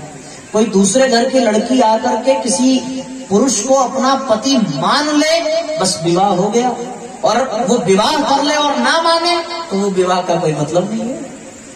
पिता को पुत्र कह दे कि ये मेरा पिता है, वो मान ले कि ये पिता है तो पिता है, और यदि कह दे कि मैं नहीं मानता कि आप मेरे पिता है तो पिता क्या कर लेगा? या पिता कह दे कि मैं मानता ही नहीं कि तू मेरा पुत्र है तो पुत्र क्या कर लेगा? सारे संबंध मानने पे हैं। माता बच्चे को जन्म लेने के पश्चात ये विश्वास दिलाती है कि तुम्हारे पिता ये हैं, उसके सिवा और कोई प्रमाण नहीं है। और यदि पुत्र इस बात को ना माने तो फिर वो पिता के सुख से वंचित ही रह जाएगा। जीवन में जितने भी संबंध हैं सब मानने पर ही निर्भर है। माना तो प्राप्त किया, न माना तो नहीं। व्यापार दुकानदार और ग्राहक में भी मानने का संबंध। दुकानदार ये मानकर ग्राहक को सामान देता है कि ये हमें पैसा देगा। ग्राहक ये मानकर दुकानदार से सामान लेता है कि ये शुद्ध देगा और बढ़िया देगा, वो मानना खत्म कर दे, बात बिगड़ जाएगी। आप यहाँ मानकर आए कि हमें यहाँ आने पर अच्छा कुछ सुनने को मिलेगा, है ना, जानकर नहीं आए। जानते तो आप तब जब यहाँ आ गए, सुन लिया, अब आप जान गए कि यहाँ क्या बताया जाएगा और किस तरह की बातें होंगी। पर यहाँ आने से पहले आप केवल मान कर चले थे कि भैया टेंट लगा है, साउंड लगा है, 2-3 आए हैं बाहर से, कोई हारमोनियम लेके आया, कोई तबला लेके आया, कोई ऐसे ही चला आया, तो फिर वो मान कर आप आ गए और अब आए तो जान लिए। आपने जान लिया, आपको ज्ञान हो गया। पर शुरुआत कहां से हुई? शुरुआत हुई मानने से। मानना पड़ता है, बिना माने तो गणित का कोई सवाल भी नहीं लग सकता, उसमें भी मानना पड़ता है। यदि एक पिता के 3 बच्चे और उन तीनों बच्चों में उसे अपनी पूरी संपत्ति बांटनी है और उसने ये कह दिया कि साहब अपनी संपत्ति का 1/2 इस पुत्र को और जो बचा उसका 1/3 इस पुत्र को और बचा हुआ दूसरे पुत्र को, तो बची हुई संपत्ति कितनी मिली उस पुत्र को? अब ये बिना माने आप लगा ही नहीं सकते। दुनिया की कितनी भी संख्या आप कल्पना कर लो पर लगा नहीं सकते। तो आपको मानना पड़ेगा कि माना कुल संपत्ति 1 रुपया, उसका 1/2 बड़े वाले को, फिर 1/3 मझले वाले को, अब बचा कितना? इसका मतलब 1 में से 1/2 और 1/3 जोड़ के माइनस कर दो तो बचेगा, जितना बचेगा वही उसकी कुल संपत्ति है। तो बचा 1 बराबर 1/6 बचा, और 1/6 बराबर यदि 1 है। इस तरीके से वो सवाल लग जाता है, बिना माने सवाल भी नहीं लगता। तो जब गणित का सूत्र भी यही कहता है कि भैया यदि आपने मान लिया तो अंत में आप कहोगे हेंस प्रूव्ड इति सिद्धम, ये सवाल लग गया, उत्तर मिल गया। और यदि आप नहीं माने तो फिर आप पड़े रहो चक्कर में। तो भगवान ये कहता है, गुरुजी ये कहते हैं पहला सूत्र कि आप मान लो कि आपको ईश्वर को मानना है। दुनिया में ऐसे बहुत से लोग हैं जो कहते हैं कि साहब ईश्वर कहीं दिखता नहीं है, हम मानते नहीं, दिखेगा तो मानेंगे। कोरोना दिखा क्या? माना सबने, नहीं माने जो वो चले गए। अब वो ऊपर से आके बता भी नहीं पाएंगे कि हम कोरोना के चक्कर में चले गए। क्यों? क्योंकि वो नहीं माने। तो आप जिसके साम्राज्य में रह रहे हैं उसकी सत्ता तो आपको माननी पड़ेगी। हवा दिखती नहीं है पर होती है, प्राण दिखता नहीं है पर होता है। उसी प्रकार ईश्वर भले न दिखे पर है, ये बात माननी पड़ेगी। जब तक मानेंगे नहीं तब तक जानेंगे नहीं। जानने के लिए मानना पड़ेगा। और मानना भी क्या है? केवल ईश्वर को मान लो ऐसी बात नहीं है, उसके बारे में 2 विशेष बात माननी कि वो सर्वव्यापी है और न्यायकारी है। ये 2 चीज भी माननी है।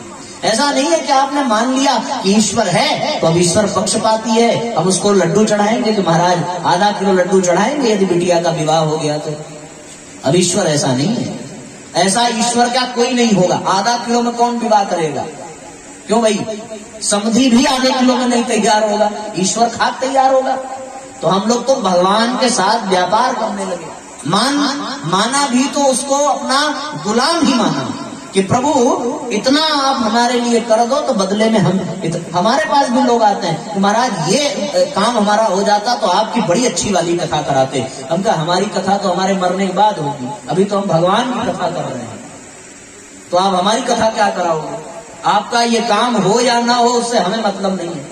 अरे मान करके तो ये ऐसे चलना पड़ेगा कि हम कथा कराएंगे, भगवान की कृपा हुई तो ये काम होगा। एक ऐसा भाव भी हो सकता है, पर इंसान पहले अपनी शर्त रखता है कि प्रभु आप हमारा ये काम करो तो बदले में हम ये करेंगे। तो आपको मानना भी अपने मन से नहीं है, अपने दृष्टिकोण के हिसाब से नहीं मानना है, ये मानना है। अब गोपियां भले कृष्ण को अपना प्रियतम माने पर वो ये अवश्य मानती हैं कि वो सर्वव्यापी है। अब यशोदा भले कृष्ण को अपना पुत्र माने पर वो ये अवश्य मानती है कि वो सर्वव्यापी है, वो न्यायकारी है। गोपियां जानती हैं कि ये माखन चुराएंगे पर वो न्यायकारी है। वो माखन चुराएंगे तो केवल माखन ही चुराएंगे ऐसी बात नहीं, गोपियों का मन भी चुराएंगे। और यदि मन चुरा लिया तो गोपियों का जीवन धन्य हो गया, ऐसी बात है। पूतना यदि आती है तो वो भी ये मानती है कि ये न्यायकारी हैं, यदि विष पिलाऊंगी तो बदले में मोक्ष मिलेगा। इसलिए भैया मानना पड़ेगा। और ईश्वर को मान लो तो विश्वासम फलदायकम, यदि मान लिया तो बात बन जाती है और यदि नहीं माना तो बात बिगड़ जाती है। मानना तो पड़ेगा। पाश्चात्य देश के बड़े बड़े दार्शनिकों ने और बड़े बड़े वैज्ञानिकों ने ये कहा है कि वो दिखता नहीं है, तो फिर हम कैसे माने। कुछ नास्तिक भी ऐसा कहते हैं, पर ये तो वही बात हो गई कि जो इस संसार में है, इस संसार की गतिविधियों को देख रहा है, ग्रह नक्षत्रों को देख रहा है, बरसात को देख रहा है, धूप को देख रहा है, सूर्य और चंद्रमा को देख रहा है, और उसके बाद ये कह दे कि इन सब का कोई कारण ही नहीं है, कोई संभालने वाला ही नहीं है, तो ये बात पचती नहीं है। यदि सूर्य उग रहा है तो किसके कहने पर, यदि अस्त हो रहा है तो किसके कहने पर, कल कथा में बारिश हुई तो किसके कहने पर, आज नहीं हो रही है तो किसके कहने पर, ये विचार तो करना पड़ेगा। कोई तो है जो इस दुनिया को चला रहा है, और यदि वो नहीं होता तो ये दुनिया भी नहीं होती, ये तो मानना ही पड़ेगा। आदमी कोई गलती करे तो वो उस गलती को कानून से छुपा सकता है, कोर्ट से छुपा सकता है, प्रशासन से छुपा सकता है, परिवार से छुपा लेगा, समाज से छुपा लेगा, लेकिन कोई ऐसी भी सत्ता है जिससे वो नहीं छुपा सकता, और फिर उसे दंड मिलता है। अब जितने दुखी हैं, इसका तात्पर्य है कि उन्होंने कोई पाप किया होगा, उस पाप के कारण ही दुखी हैं, तो वो पाप तो सबसे छुपा ले गए, फिर क्यों उस पाप का परिणाम मिला। तो ये बात निकल करके आती है कि कोई तो ऐसा है जो उस पाप को देख लेता है। वो कौन है? वही हो सकता है जो सर्वव्यापी है, जो हर कण में विद्यमान है। ऐसा कोई स्थान नहीं है, ऐसा कोई कण नहीं है, ऐसा कोई पल नहीं है जिसमें वो ना हो। किसी ने जल में बुलाया तो गज के बुलाने पर जल में भी वो आ गए, प्रहलाद के बुलाने पर खंबे में भी आ गए, जहां जिसने बुलाया वहां वो आ गए। द्रौपदी ने सभागार में बुलाया, वहां प्रकट हो गए। उन्होंने कहा साहब, उनको लोग कहते हैं साहब उनके यहाँ देर है अंधेर नहीं, हमें ये लगता है कि देर उनके यहाँ नहीं है, देर हमारे बुलाने में है। जितना जल्दी हम बुला लेते उतना जल्दी वो आ जाते। तो फिर वो सर्वव्यापी है, न्यायकारी है और ईश्वर है ना। वरना इस धरती को गोल गोल कौन घुमा रहा है। एक बड़ा प्यारा गीत है, आइए साथ साथ गुनगुनाएं। इस दुनिया में तरह तरह के फूल खिलाने वाला, तरह तरह फूल खिलाने वाला, इस दुनिया में तरह तरह के फूल खिलाने वाला, फूल खिलाने वाला, नाच नचाने वाला, नाच नचाने वाला। बोलो बोलो कौन है, बोलो बोलो कौन है, सब कुछ करता रहता फिर भी मौन है, कुछ करता रहता फिर भी मौन है, फिर भी मौन है। अब विचार करके देखो, कभी ध्यान सागर में जाता, कितना जल ठहराया, कितना जल ठहराया, उसके ऊपर गेंद बनाकर भूमंडल को बसाया, भूमंडल को बसाया, उसे तराने वाला, सारी सृष्टि रचाने वाला, उसे जाने वाला। बोलो बोलो कौन है, बोलो बोलो कौन है, सब कुछ करता रहता फिर भी मौन है, फिर भी मौन है।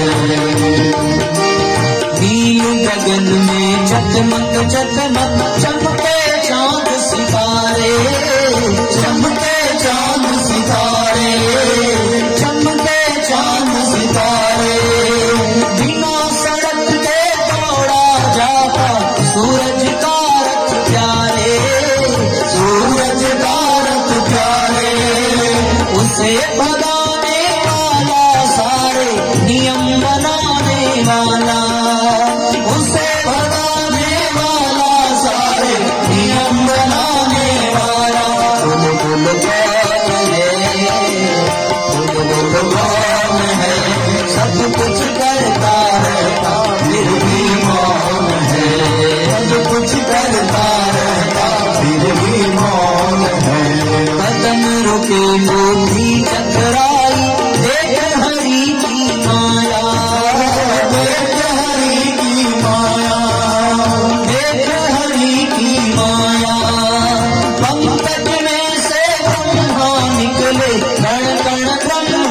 समाया, कण कण ब्रह्म समाया, कण कण ब्रह्म समाया। कभी हंसाने वाला प्यारे, कभी रुलाने वाला, कभी हंसाने वाला प्यारे, कभी रुलाने वाला। बुलबुल कौन है, बुलबुल कौन है, सब कुछ करता रहता फिर भी मौन है, सब कुछ करता रहता फिर भी मौन है, फिर भी मौन है, फिर भी मौन है। तो भैया विचार करके देखो, यदि वो नहीं है तो ये सब कैसे है, और यदि वो है तभी तो ये सब है।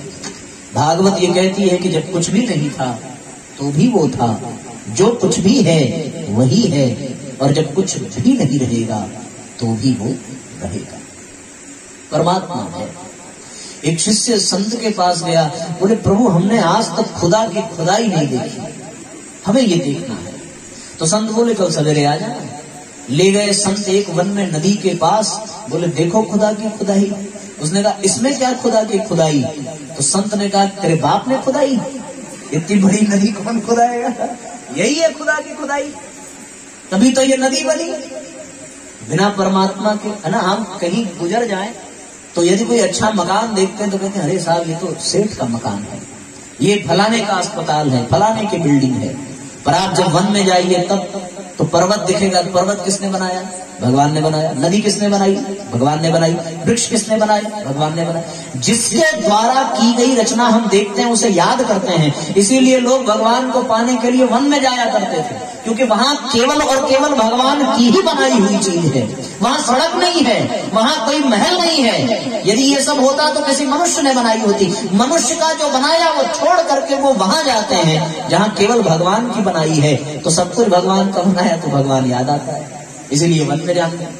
अब तो वो भी नहीं जा सकते, कहीं वन ही नहीं रह गया। हम लोग आ रहे थे पेंड्रा रोड से तो रास्ते में कहीं कहीं था। उमरिया में अभी तो खैर इधर वन्य क्षेत्र बहुत है, बांधवगढ़ और ये सब तो बड़ा है, पर हम लोग के साइड में तो वन ही नहीं है। सब काट काट करके रोड बना दिया, सब सड़क बना दी, बेकार हो गया। तो कहने का तात्पर्य यह है कि परमात्मा है। अब ये बात सब लोग मानते हैं ना, ठीक है? इसलिए आप ये विचार करो। एक और बात आपको बता दूं, खैर आप जब मान ही गए हो तो फिर बताने की कोई आवश्यकता नहीं है, समझ जाएगा। अब हम अगले विषय की ओर चलते हैं कि अब मान लिया तो ये भी मानो कि ईश्वर सर्वव्यापी है। ये भी मानना पड़ेगा, सर्वत्र है, सर्वव्यापी। ऐसा कोई स्थान नहीं है जहां परमात्मा ना हो, ठीक है? जैसे मृत्यु हर जगह है? ऐसा कोई स्थान नहीं है जहां मृत्यु नहीं पहुंच सकती। आप देखो तो कहीं भी ये लिखा रहेगा कि यहाँ थूकना मना है, यहाँ पेशाब करना मना है, वाहन खड़ा करना मना है, तो ये कहीं नहीं लिखा रहेगा कि यहाँ मरना मना है। ये हर जगह आप कहीं भी आदमी मर सकता है। तो जैसे मृत्यु हर जगह है, दुख हर जगह है, ऐसा कोई स्थान नहीं है जहां दुख न पहुंच सके। उसी तरह साहब परमात्मा भी हर जगह है, ऐसा कोई स्थान नहीं है जहां परमात्मा न हो। वंदनिया माता जी का एक बड़ा प्यारा गीत है, हम लोग कभी कभी गाते हैं। कण कण में, पूरा नहीं सुनाऊंगा, बस मुखड़ा आप सुनो। कण कण में समाए तुम, तुम्हें हमने पहचाना है, मिलने को प्रभु तुमसे, मिलने को प्रभु तुमसे, हुआ यह मन दीवाना है, कण कण में समाए तुम। माता जी ने गीत लिखा, गजब भाव है इसका। गोस्वामी तुलसीदास जी भी कहते हैं, जब पृथ्वी गाय का रूप धारण करके ब्रह्मा जी के साथ अपनी समस्या लेकर पहुंची तो सबने भगवान शिव से पूछा कि फिर प्रभु कहाँ मिलेंगे। किसी ने क्षीर सागर में बताया, किसी ने वैकुंठ में बताया, किसी ने कहीं बताया। और भगवान शिव ने कहा कि भगवान कहाँ मिलेंगे? हरि व्यापक सर्वत्र समाया, हरि व्यापक सर्वत्र समाया,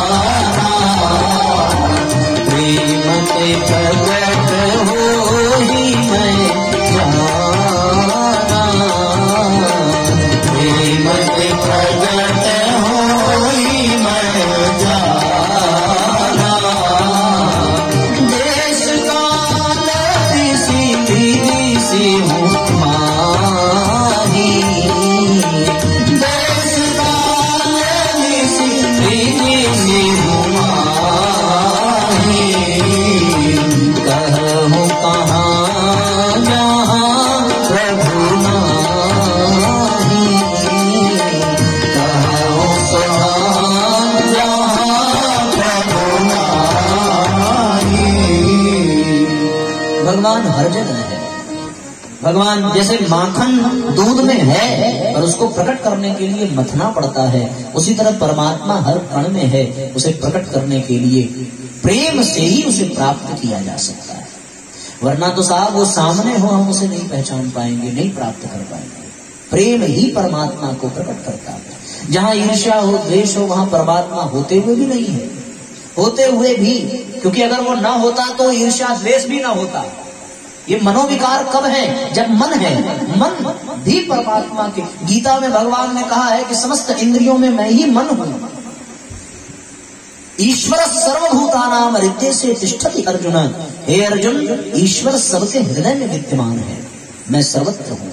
आप विचार करके देखें, भगवान गीता में ये भी कहते हैं कि ये जो सामने खड़े हैं ये हजारों बार हमारे सामने खड़े हैं और हम भी हजारों बार इनके सामने आए हैं। और परमात्मा युगों युगों में एक ही बार आता है, तो जब वो हजारों बार स्वयं को ही कह रहे हैं तो हम लोग पता नहीं कितनी बार आए होंगे। इस दृष्टि से देखिए तो ईश्वर सर्वत्र है, ऐसा कोई स्थान नहीं है जहां वो ना हो। कोई भी स्थान ऐसा नहीं है जहां परमात्मा नहीं है, क्योंकि आप जहां हैं परमात्मा वही है। आप ही परमात्मा को प्रमाणित कर रहे हैं। आपके भीतर है तो आपका ये हाथ चल रहा है, आपकी ये आंखें देख पा रही हैं, आपके कान सुन पा रहे हैं, आप बैठ पा रहे हैं। वो नहीं होता तो ये आंख बिल्कुल ज्यों की त्यों है, पर वो देख नहीं सकती, ये कान सुन नहीं सकते। और ये शरीर जिससे हम इतना प्यार करते हैं, रोज सफाई, रोज चमकाना, रोज मेकअप करना, रोज धुलना, रोज नहाना, ये शरीर भी केवल इसीलिए है क्योंकि वो है। यदि वो छोड़ करके चला जाए तो फिर इस शरीर को शरीर भी नहीं कहते, फिर इसे मिट्टी कहते हैं। तो भैया उनकी मिट्टी आ गई है, अब ऐसा फिर ये शरीर भी नहीं रह जाता। वो आपके भीतर है तो ही आप उस घर के स्वामी हो। वो चला गया तो जिस घर को आपने कर्ज लेकर के बनाया था, आपके जाने के बाद उसी घर में लोग जल छिड़कते हैं, शुद्धता करते हैं। चलो गया, घर चला जाए तो आप रोएंगे, पर आपके जाने पर घर रोए ऐसी बात नहीं है। वो तो आज आप हैं कल कोई और आएगा, घर वैसा ही है। आदमी आता है और चला जाता है, तो आदमी आया गया ऐसी बात नहीं, उसके भीतर जो परमात्मा था वो चला गया। वही परमात्मा का अंश ये आत्मा है। सारी सृष्टि में ये आत्मा ही परमात्मा को प्रमाणित कर रही है, सर्वव्यापी है। आपने वो छोटी सी बड़ी प्यारी सी कथा सुनी होगी कि गुरु ने अपने उत्तराधिकारी का चयन करने के लिए 3 शिष्यों को बुलाया और कहने लगे कि जो सबसे अधिक धन लेकर के आएगा चुरा करके वही मेरा शिष्य बनेगा। सब ने अच्छी अच्छी चोरियां की, पर एक शिष्य उन्होंने शर्त दी कि फिर चोरी ऐसे समय में करना कि तुम्हें कोई देखने वाला ना हो। सबने कर ली, सब बड़े प्रसन्न हुए, किसी ने देखा नहीं। एक बेचारा खाली हाथ आया और आकर के विलाप करने लगा कि गुरुजी ऐसी कोई जगह नहीं मिली जहाँ कोई देखने वाला नहीं है। दिन में करूं तो सूर्य देखता है, रात में करूं तो चंद्रमा देखती है। हाँ, पवन सर्वत्र विद्यमान है, जल सर्वत्र विद्यमान है, और इनसे भी यदि बच जाऊं तो फिर मैं स्वयं देख रहा हूँ। मेरे देखने का मतलब ही है कि वो परमात्मा देख रहा है। मैं कैसे कहूँ कि कोई देखता नहीं है? वो तो सर्वव्यापी है, सर्वत्र है। गुरुजी ने कहा कि यदि हम ये मान लें कि ईश्वर सर्वत्र है तो हम कोई भी तुच्छ कर्म करने से बच जाएंगे। एक ये सूत्र अपने मन में आज बिठा लीजिए तो आपके द्वारा कभी कोई कुकृत्य हो ही नहीं सकता। ये बिठाना पड़ेगा। यदि हम ये मान लें कि वो देख रहा है, तो जैसे बच्चा माँ बाप के देखने पर कुछ गलत काम करने से खुद को रोक लेता है, या अध्यापक के देखने पर वो पढ़ाई में जो अब तक मन नहीं लग रहा था वो पढ़ने लगता है, भले दिखाने के लिए ही सही। उसी प्रकार यदि हमें ये पूर्ण विश्वास हो जाए कि भगवान हर जगह है, तो हमारा एक कदम चलना भी तीर्थ यात्रा बन जाए। यदि हम ये मान लें कि भगवान हर जगह है, तो एक निवाला भी हमारे लिए प्रसाद ग्रहण करने जैसा बन जाए। यदि हम ये मान लें कि परमात्मा हर जगह है, तो एक बूंद जल भी हमारे लिए चरणामृत बन जाए। हम ये मान लें कि परमात्मा हर जगह है, तो हमारे मुख से बोला हुआ एक एक शब्द भगवान का मंत्र बन जाए। हम ये मान लें कि परमात्मा हर जगह है, तो देखना दर्शन बन जाए। हम ये मान लें कि परमात्मा हर जगह है, तो छूना स्पर्श बन जाए। बस ये मानने की देरी है। जिस घड़ी ये विश्वास, ये धारणा मन में बैठ गई कि भगवान देख रहा है, उस क्षण हम किसी भी गलत काम करने से पहले कम से कम 1000 बार सोचेंगे। आदमी गलत तभी करता है जब उसे लगता है कि उसे कोई देख नहीं रहा है, और ये संभव ही नहीं है कोई देख नहीं रहा है ना। हम लोग अनुष्ठान में कलश रखते हैं, अखंड दीपक रखते हैं, किस लिए? कहते हैं साहब वो गवाही देते हैं कि इस व्यक्ति ने अनुष्ठान किया, जल देवता को साक्षी मानकर और अग्नि देवता को साक्षी मानकर। अब ये बताओ, चलो अग्नि भी ना हो, जल भी ना हो, वायु देवता तो है, सूर्य देवता तो है, इन लोगों से बच पाओगे क्या? अब कहते हैं साहब ध्रुव तारा भी भगवान का ही भक्त है, रात में करो तो ध्रुव तारा देख रहा है।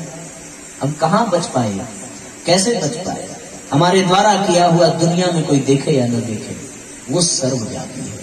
और एक और बात मान लो भैया, दूसरी बात गुरु जी ने कहा कि वो न्यायकारी है, पक्षपाती नहीं है, चाहे उसका अपना कोई परम हितैषी क्यों न हो। अरे भगवान भी कर्म के बंधन में बंधा है। अर्जुन ने पूछा है कि प्रभु आप तो सब कुछ संकल्प मात्र से कर सकते हैं, आप तो कर्म के बंधन में नहीं बंधे, आप तो कर्म करने के लिए विवश नहीं है, आपको तो सब कुछ प्राप्त है, आपको पाना ही क्या है, फिर आपको कर्म करने की क्या आवश्यकता है? भगवान ने यही बात कही। श्रेष्ठ पुरुष जिस पथ पे गमन करें, चलते हैं सभी पद चिन्हों पे उनके, उनका दिया प्रमाण बनता है लोक धर्म, चलते हैं सभी बस उन्हें देख सुन के। सब कुछ है प्राप्य न अप्राप्य कुछ बात, मुझे फिर भी जलता हूँ मैं धर्म पथ चुन के। ऐसा न करूं तो बड़ी हानि होगी पार्थ, क्योंकि मुझे ही आदर्श माने प्राणी त्रिभुवन के, मुझे ही आदर्श माने प्राणी त्रिभुवन के। मुझे इसलिए करना पड़ता है क्योंकि ये दुनिया हमें ही आदर्श मानती है, और मैं अगर न करूं तो कौन करेगा? फिर भले ही मेरा बाप ही क्यों न हो, यदि श्राप मिला है श्रवण कुमार के माता पिता का तो मरना तो पड़ेगा। स्वयं मैं ही क्यों न हो जाऊं, यदि नारद जी ने श्राप दे दिया कि पत्नी के वियोग में वन वन भटकना है तो स्वीकार करना पड़ेगा। स्वयं भले मैं क्यों न हो जाऊं, यदि गांधारी ने कह दिया कि जिस प्रकार मेरे कुल का सर्वनाश हुआ है केशव, उसी तरह यदुवंशियों का भी सर्वनाश होगा। भगवान चाहते तो कौन उनको श्राप दे सकता है, पर वो श्राप को भी स्वीकार करते हैं केवल इसलिए कि फिर दुनिया उन्हें न्यायकारी समझे, है ना। बलि को मारा है छुप करके, तो फिर वही बलि जरा नाम का बहेलिया बन करके आया, कृष्ण को मारा। हिसाब बराबर करना पड़ता है, हर बार करना पड़ता है। परमात्मा न्यायकारी है। कहते हैं साहब कि जरासंध से युद्ध हुआ, जरासंध का युद्ध हुआ और उनकी पत्नी वृंदा के तपोबल के कारण वो जरासंध बच जाता है। भगवान शिव ने प्रार्थना की है और फिर भगवान विष्णु आते हैं, जरासंध का रूप धर के वृंदा के सतीत्व को नष्ट किया है। तब जाकर के उनका जो है वही जरासंध रावण बन करके आया, और फिर श्राप मिला तो वृंदा को ये करने के कारण उनको पत्नी के वियोग में वही राम बन करके आए। और फिर भगवान शिव ने जरासंध का किया था, तो भगवान शिव की विष्णु भगवान ने मदद की है, तो अब उस मदद का भी ऋण है। न्याय तो ये कहता है, तो फिर भगवान ने अगर उनकी मदद की है तो फिर वही शिव जी भगवान का दास बन करके आते हैं हनुमान के रूप में। करना ही पड़ेगा, न्यायकारी है वो। एक भी काम ऐसा नहीं है जिसमें भगवान का पक्षपात है, निभाना पड़ता है। फिर चाहे वो भगवान की बहन द्रौपदी क्यों न हो, भगवान के अति प्रिय पांडव ही क्यों न हो, भगवान के अनन्य जितने भी भक्त हैं, यदि उन्होंने भी कुछ गलत किया है तो भरपाई तो उनको करनी ही पड़ी है। इसलिए जीवन में पक्षपाती नहीं है भगवान, न्यायकारी है। कर्म का फल तो मिलना ही मिलना है। यथा धेनु सहस्त्रेषु वत्सो गच्छतु मातरः, जैसे हजारों गायों में बछड़ा अपनी मां को ढूंढ लेता है, उसी तरह कर्म का परिणाम जो है वो कर्म करने वाले को ढूंढ लेता है, ईश्वर मिलता ही मिलता है। ग्रह नक्षत्र न करोति शुभाशुभम, ग्रह नक्षत्र के कारण शुभ अशुभ नहीं होता, इंसान के अपने जैसी करनी वैसी भरनी। वो मिलना ही मिलना है। बस परमात्मा का यदि सामिप्य मिल जाए, सानिध्य मिल जाए, तो वो कर्म कट जाता है, ऐसी बात नहीं है। बस उसका आपके ऊपर प्रभाव नहीं पड़ता। मौसम में गर्मी हो और गर्मी में आप रह करके पंखा चला लो, तो इसका ये मतलब नहीं कि गर्मी का मौसम बदल गया, ठंडी आ गई। मौसम गर्मी का ही रहेगा, पर फैन चलाने, एसी चलाने, कूलर चलाने से लाभ ये मिलेगा कि गर्मी का आपके ऊपर प्रभाव नहीं होगा। बस इतना ही है। तो भगवान की शरण में जाओगे तो फिर आपको कर्म का फल तो भोगना ही पड़ेगा, पर यह है कि उसका साथ रहेगा तो उसका प्रभाव नहीं पड़ेगा। ये वैसी बात है। और ये कब होगा? जब हम उसके अनुशासन को स्वीकार करेंगे।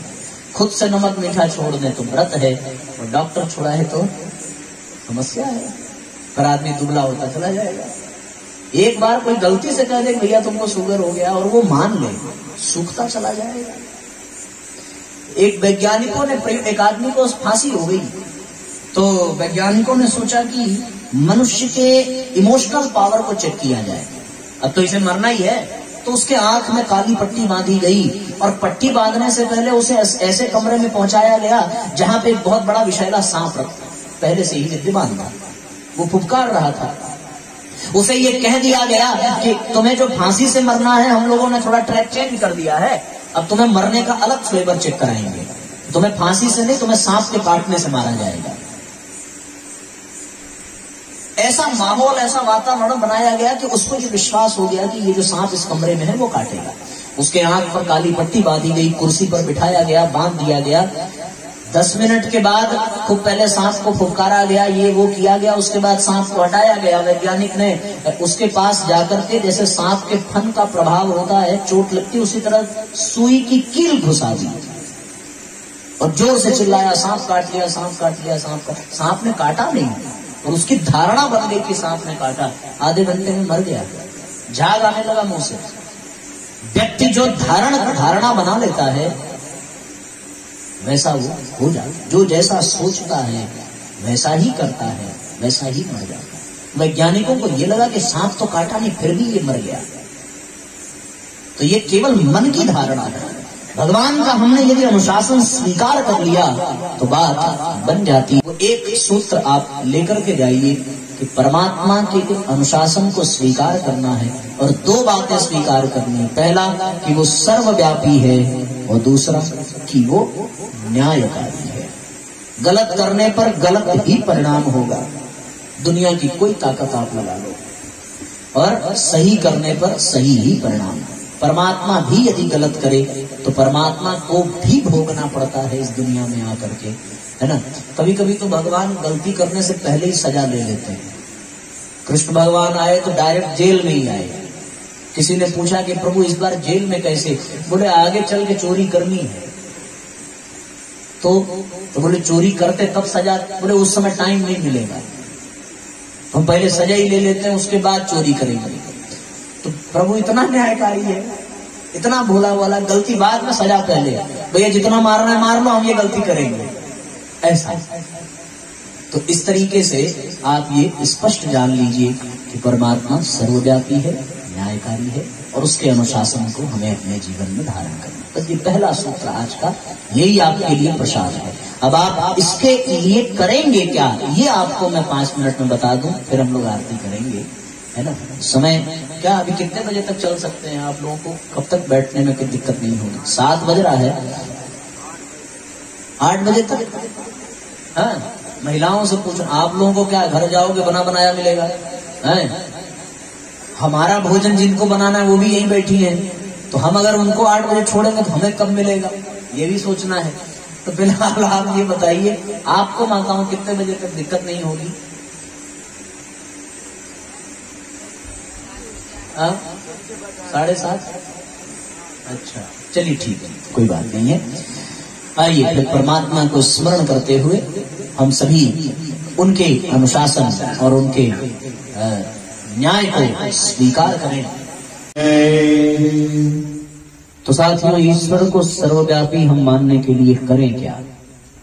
परम पूज्य गुरुदेव कहते हैं कि हमें अपने जीवन में एक नियम बना लेना चाहिए, और वो नियम ऐसा हो कि आप यदि 5 बजे सो करके उठ रहे हैं, मान लीजिए, अब उठते हैं कि नहीं वो विषय अलग है, तो यदि आप 5 बजे सो करके उठे, उठते हुए सबसे पहले आपको उस ईश्वरीय सत्ता को याद करना है। उसको आप किसी भी रूप में याद करिए। ये विषय नहीं है कि वो राम है कि वो कृष्ण है, फिर कौन श्रेष्ठ है ना, सब एक ही है। आप यदि किसी मिठाई के दुकान पर चले जाइए, गए होंगे मनोज भाई साहब, गए मिठाई की दुकान पे? नहीं गए? गए ना? हाँ, मिठाई की दुकान पर आप गए होंगे तो आपने वहां जाकर के मिठाई मांगी होगी, ऐसी बात नहीं है ना। आप गए होंगे तो आपने कहा होगा भाई साहब लड्डू दे दीजिए, बर्फी दे दीजिए, गुलाब जामुन दे दीजिए। वहां जो रखा है वो लड्डू है, बर्फी है, गुलाब जामुन है, छेना है।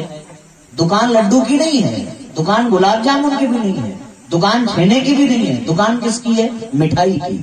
पर उसमें मिठाई कोई नहीं है। दुकान मिठाई की है पर मिठाई उसमें नहीं है क्या? लड्डू है, गुलाब जामुन है, अलग अलग है। अब किसको आप मिठाई कहेंगे? फिर आप कहेंगे कि ये लड्डू भी मिठाई है, ये गुलाब जामुन भी मिठाई है और ये छेना भी मिठाई है। उसी तरीके से राम, कृष्ण, दुर्गा सब अलग अलग हैं, फिर भी जैसे लड्डू भी मिठाई है, वैसे राम भी भगवान है, कृष्ण भी भगवान है, और फिर वो माँ दुर्गा भी भगवान है। सब एक ही है। दुकान मिठाई की पर मिठाई एकदम नहीं है। उसी तरह सब भगवान हैं, अब उनके नाम अलग अलग है। उसी मिठाई को गोल कर दिया तो लड्डू बन गया। फिर वही मिठाई अगर धनुष बाण लेके आ गई तो राम बन गई। वही मिठाई अगर बांसुरी लेके आ गई तो कृष्ण बन गई।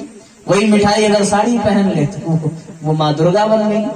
है सब वही मिठाई, सब भगवान वही है। तो ये बिल्कुल परेशान नहीं होना है कि कौन बड़ा है, कौन छोटा, कौन अच्छा, कौन नीचा। तो सब मिलाकर के सब भगवान ही है। तो आप जब सवेरे सो करके 5 बजे या जब भी उठते हो, उठते ही पहला काम आपको उनका स्मरण करना है और एक ही प्रार्थना करनी है कि प्रभु आपका ध्यान हमें हमेशा रहता है। इतना आशीर्वाद दीजिए कि हमें आपका ध्यान सदैव बना रहे और हम जो कुछ भी करें आपको याद करके करें। बस एक अभ्यास आप शुरू करिए, है ना। ऐसे आदत नहीं है, लेकिन आदमी को आदत डालनी पड़ती है। आपको जबरदस्ती आदत डाल, एक बार ये आदत पड़ गई तो बात बन जाएगी। तो आप सवेरे उठें तो सवेरे उठ करके जो अब तक पानी चिल्लाते हैं, चाय चिल्लाते हैं, सुरती चिल्लाते हैं, बीड़ी चिल्लाते हैं, वो सब जरा छोड़ करके, मोबाइल चिल्लाते हैं, वो छोड़ करके जरा आप भगवान को स्मरण करने का क्रम कर लीजिए।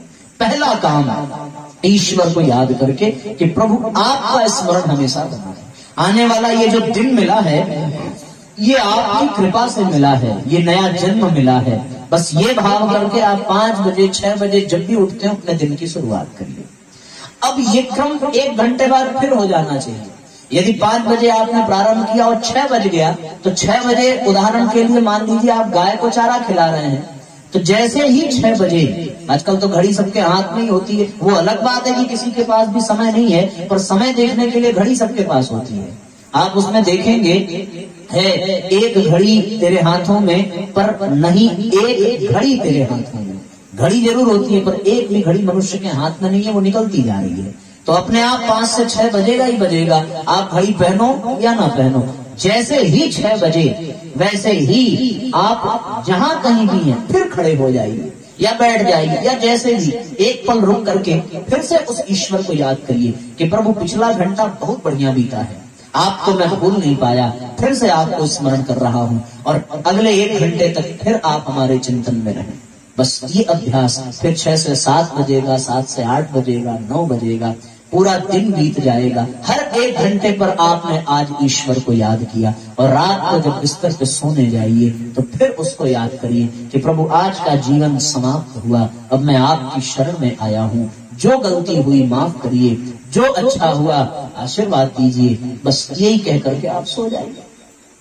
तो आज आपको बहुत अच्छा लगेगा कि आपने हर 1 घंटे पर परमात्मा को याद किया। ऐसा करने से वो परमात्मा आपके चिंतन में बना रहेगा, तो आपको ये अनुभव हो जाएगा कि भगवान सर्वव्यापी है, हर जगह है, सब जगह है। ऐसा हो जाएगा, है ना। करके देखेंगे आप लोग, ये एक्सपेरिमेंट करके देखना, बहुत मजा आएगा, बहुत ज्यादा। हमने किया इसलिए आपको बता रहा हूं। फिर आपको लगेगा कि भगवान हर पल आपके साथ हैं, किसी न किसी माध्यम से वो आपको देख रहे हैं, आपको सुन रहे हैं, आपको जान रहे हैं और आपके द्वारा किया गया सब कुछ महसूस कर रहे हैं। ये आनंद आ जाएगा। बस आपको इतना ही करना है, सर्वव्यापी न्यायकारी मानने के लिए इतना ही करना है।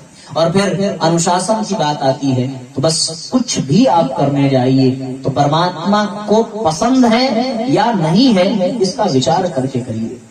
भगवान राम वन की ओर चले गए और भगवान जब प्रस्थान कर गए, भरत और शत्रुघ्न आए। शत्रुघ्न को ये पता चला कि इस परिवार को बिगाड़ने का काम मंथरा का है और जैसे ही मंथरा ने सुना कि भरत जी आ रहे हैं, पूजा की थाली तैयार की, दीपक जलाया और भरत की आरती उतारने लगी। कहने लगी कि परिवार में सूतक लगा है, तुम्हारे परिवार वाले तो तुम्हारी आरती नहीं कर सकते, पर मैं इस परिवार की नहीं हूँ, इसलिए इस सूतक से अलग हूँ और मैं तुम्हारी आरती उतारती हूँ। अयोध्या के होने वाले राजा का बहुत बहुत स्वागत है। शत्रुघ्न को क्रोध आया और वो तुरंत पीटना प्रारंभ कर देते हैं मंथरा को। जैसे ही पीटना प्रारंभ किया, भरत ने शत्रुघ्न के हाथ पकड़े और हाथ पकड़ करके एक बहुत बड़ी बात कही कि जिस राम के वियोग में हम इस समय तड़प रहे हैं, शत्रुघ्न मैं इतना दुखी हूँ कि उचित अनुचित का ज्ञान मेरे पास नहीं है। तुम गलत करोगे तो मैं रोकने में सक्षम नहीं हूँ, क्योंकि मैं खुद को भी संभाल नहीं पा रहा। मेरे बड़े भैया वन में हैं और मैं यहाँ अभी तक इस राज्य में हूँ। पर एक बात तुमसे कहता हूँ कि जिस राम के लिए हम तड़प रहे हैं, उनकी अनुपस्थिति में एक भी काम ऐसा मत करना कि उनको पता चले तो उनके मन को ठेस पहुंचे। यदि वो सुनेंगे कि तुमने मंथरा पर हाथ उठाया है तो भैया राम को कभी ये अच्छा नहीं लगेगा।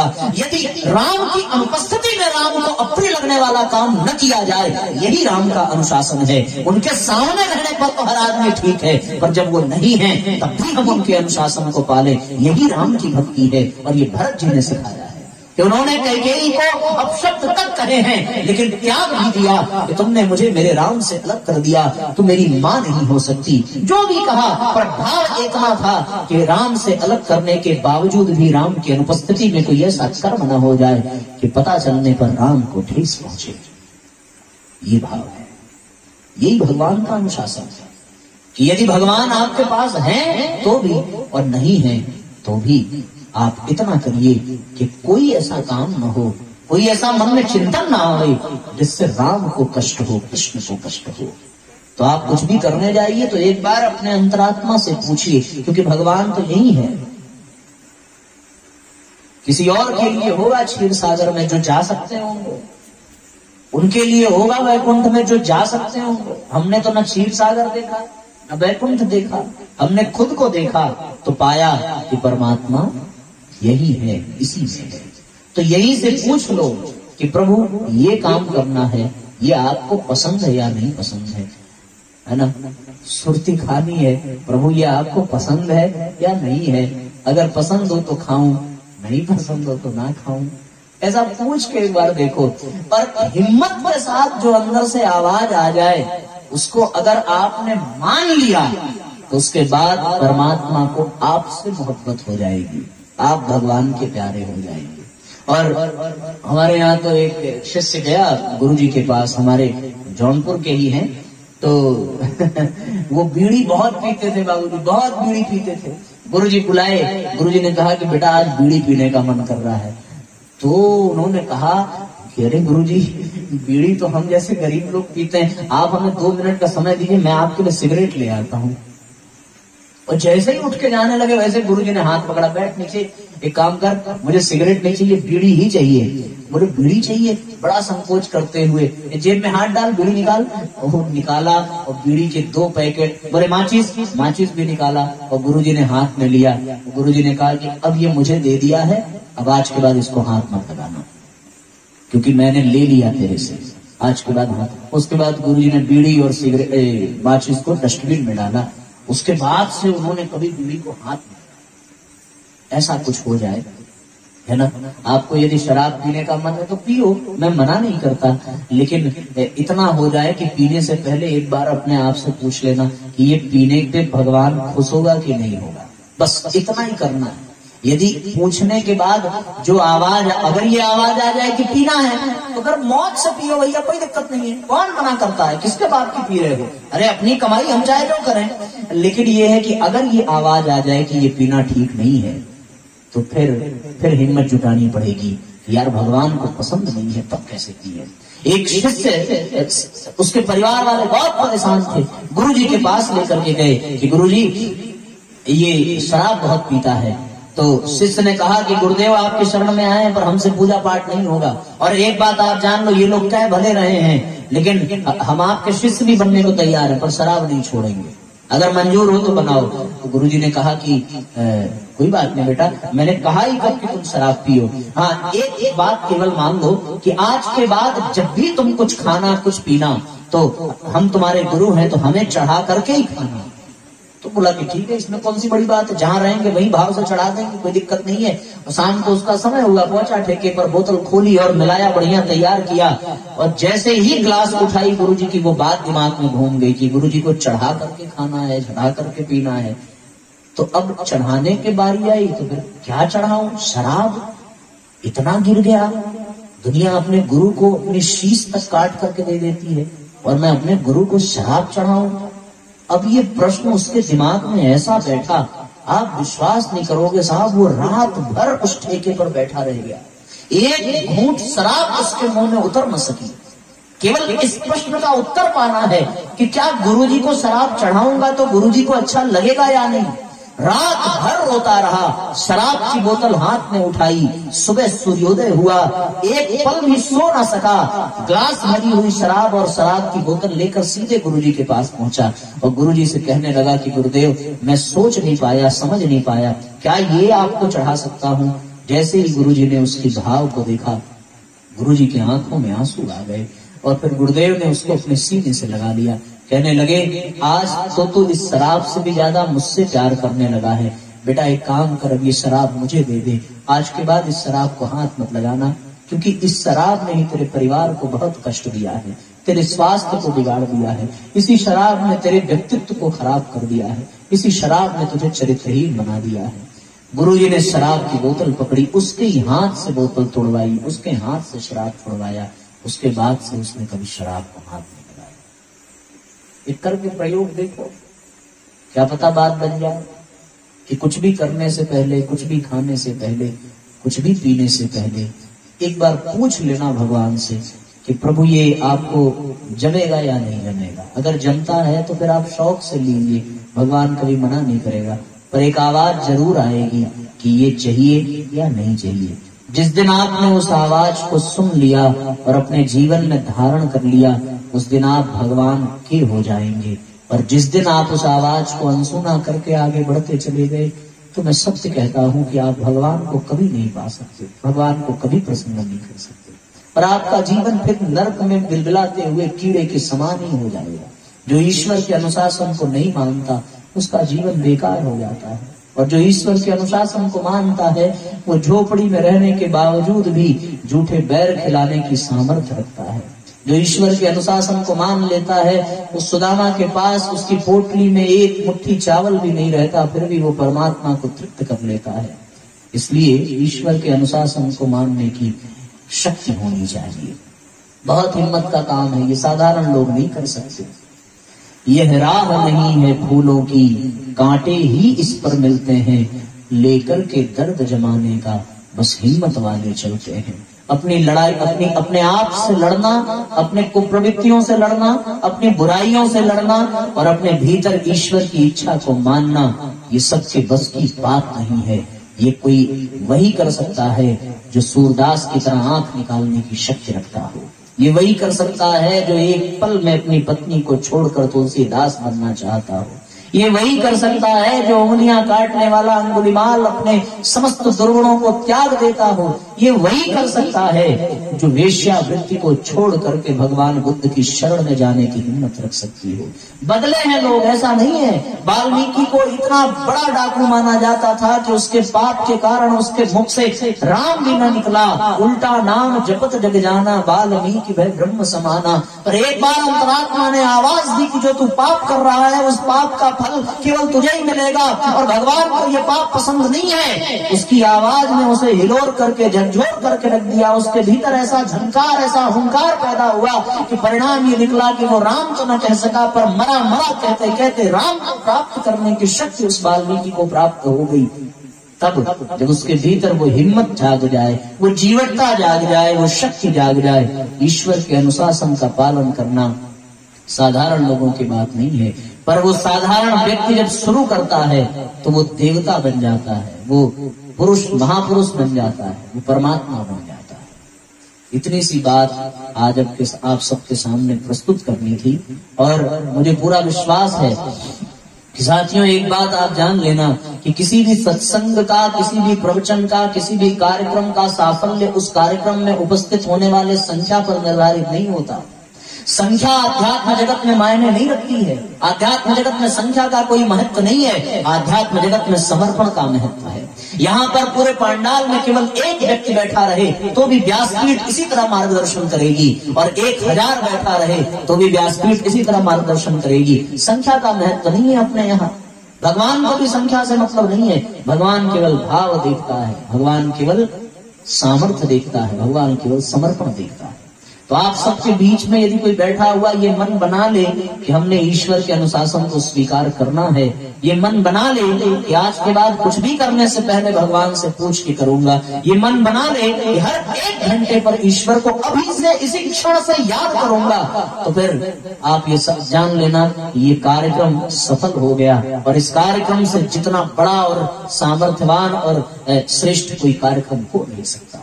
बस आप ये मान लो, यदि आप क्रोध करते हो तो क्रोध करने से पहले एक बार पूछ लेना उस ईश्वर से जिसने क्रोध कभी किया क्या?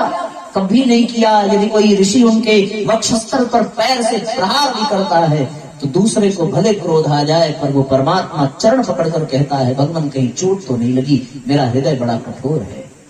वो क्रोध नहीं करता।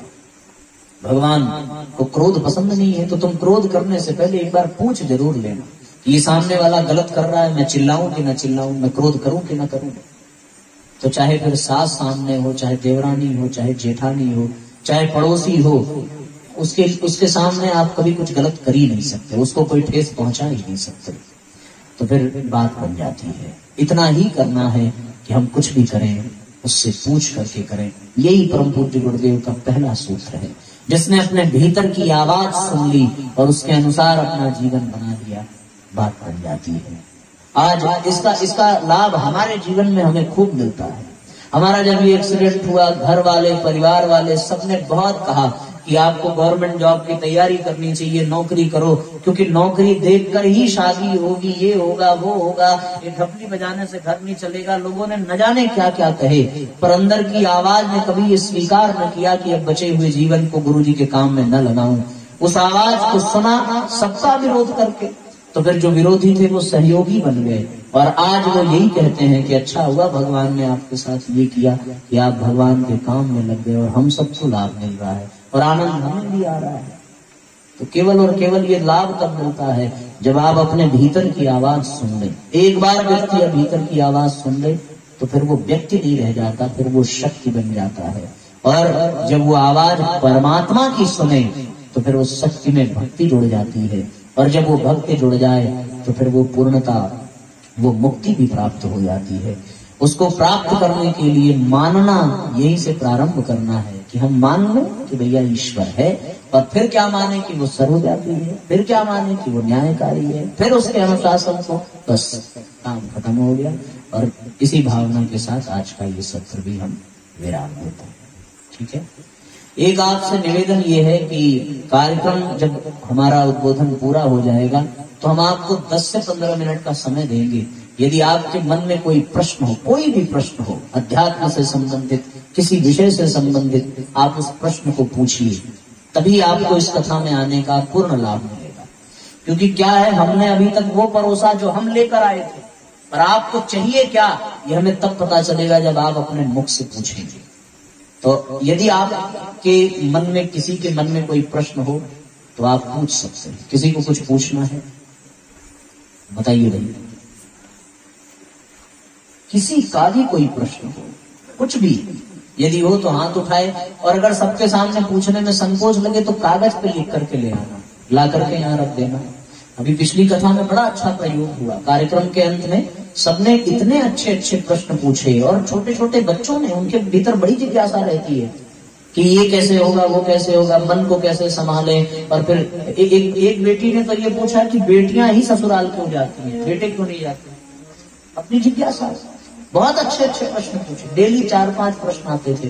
तो आप भी अपने घर जाइए, चिंतन करिए आज का प्रवचन, और कभी भी कोई भी बात हो, कोई शंका हो, तो आप उस प्रश्न को खड़े होकर के ना पूछ सके तो लिख करके दे जाइए, उसका समाधान यहाँ से करने का प्रयास करेंगे। खड़े हो जाएं सब लोग, आरती करेंगे और फिर प्रसाद भी करेंगे।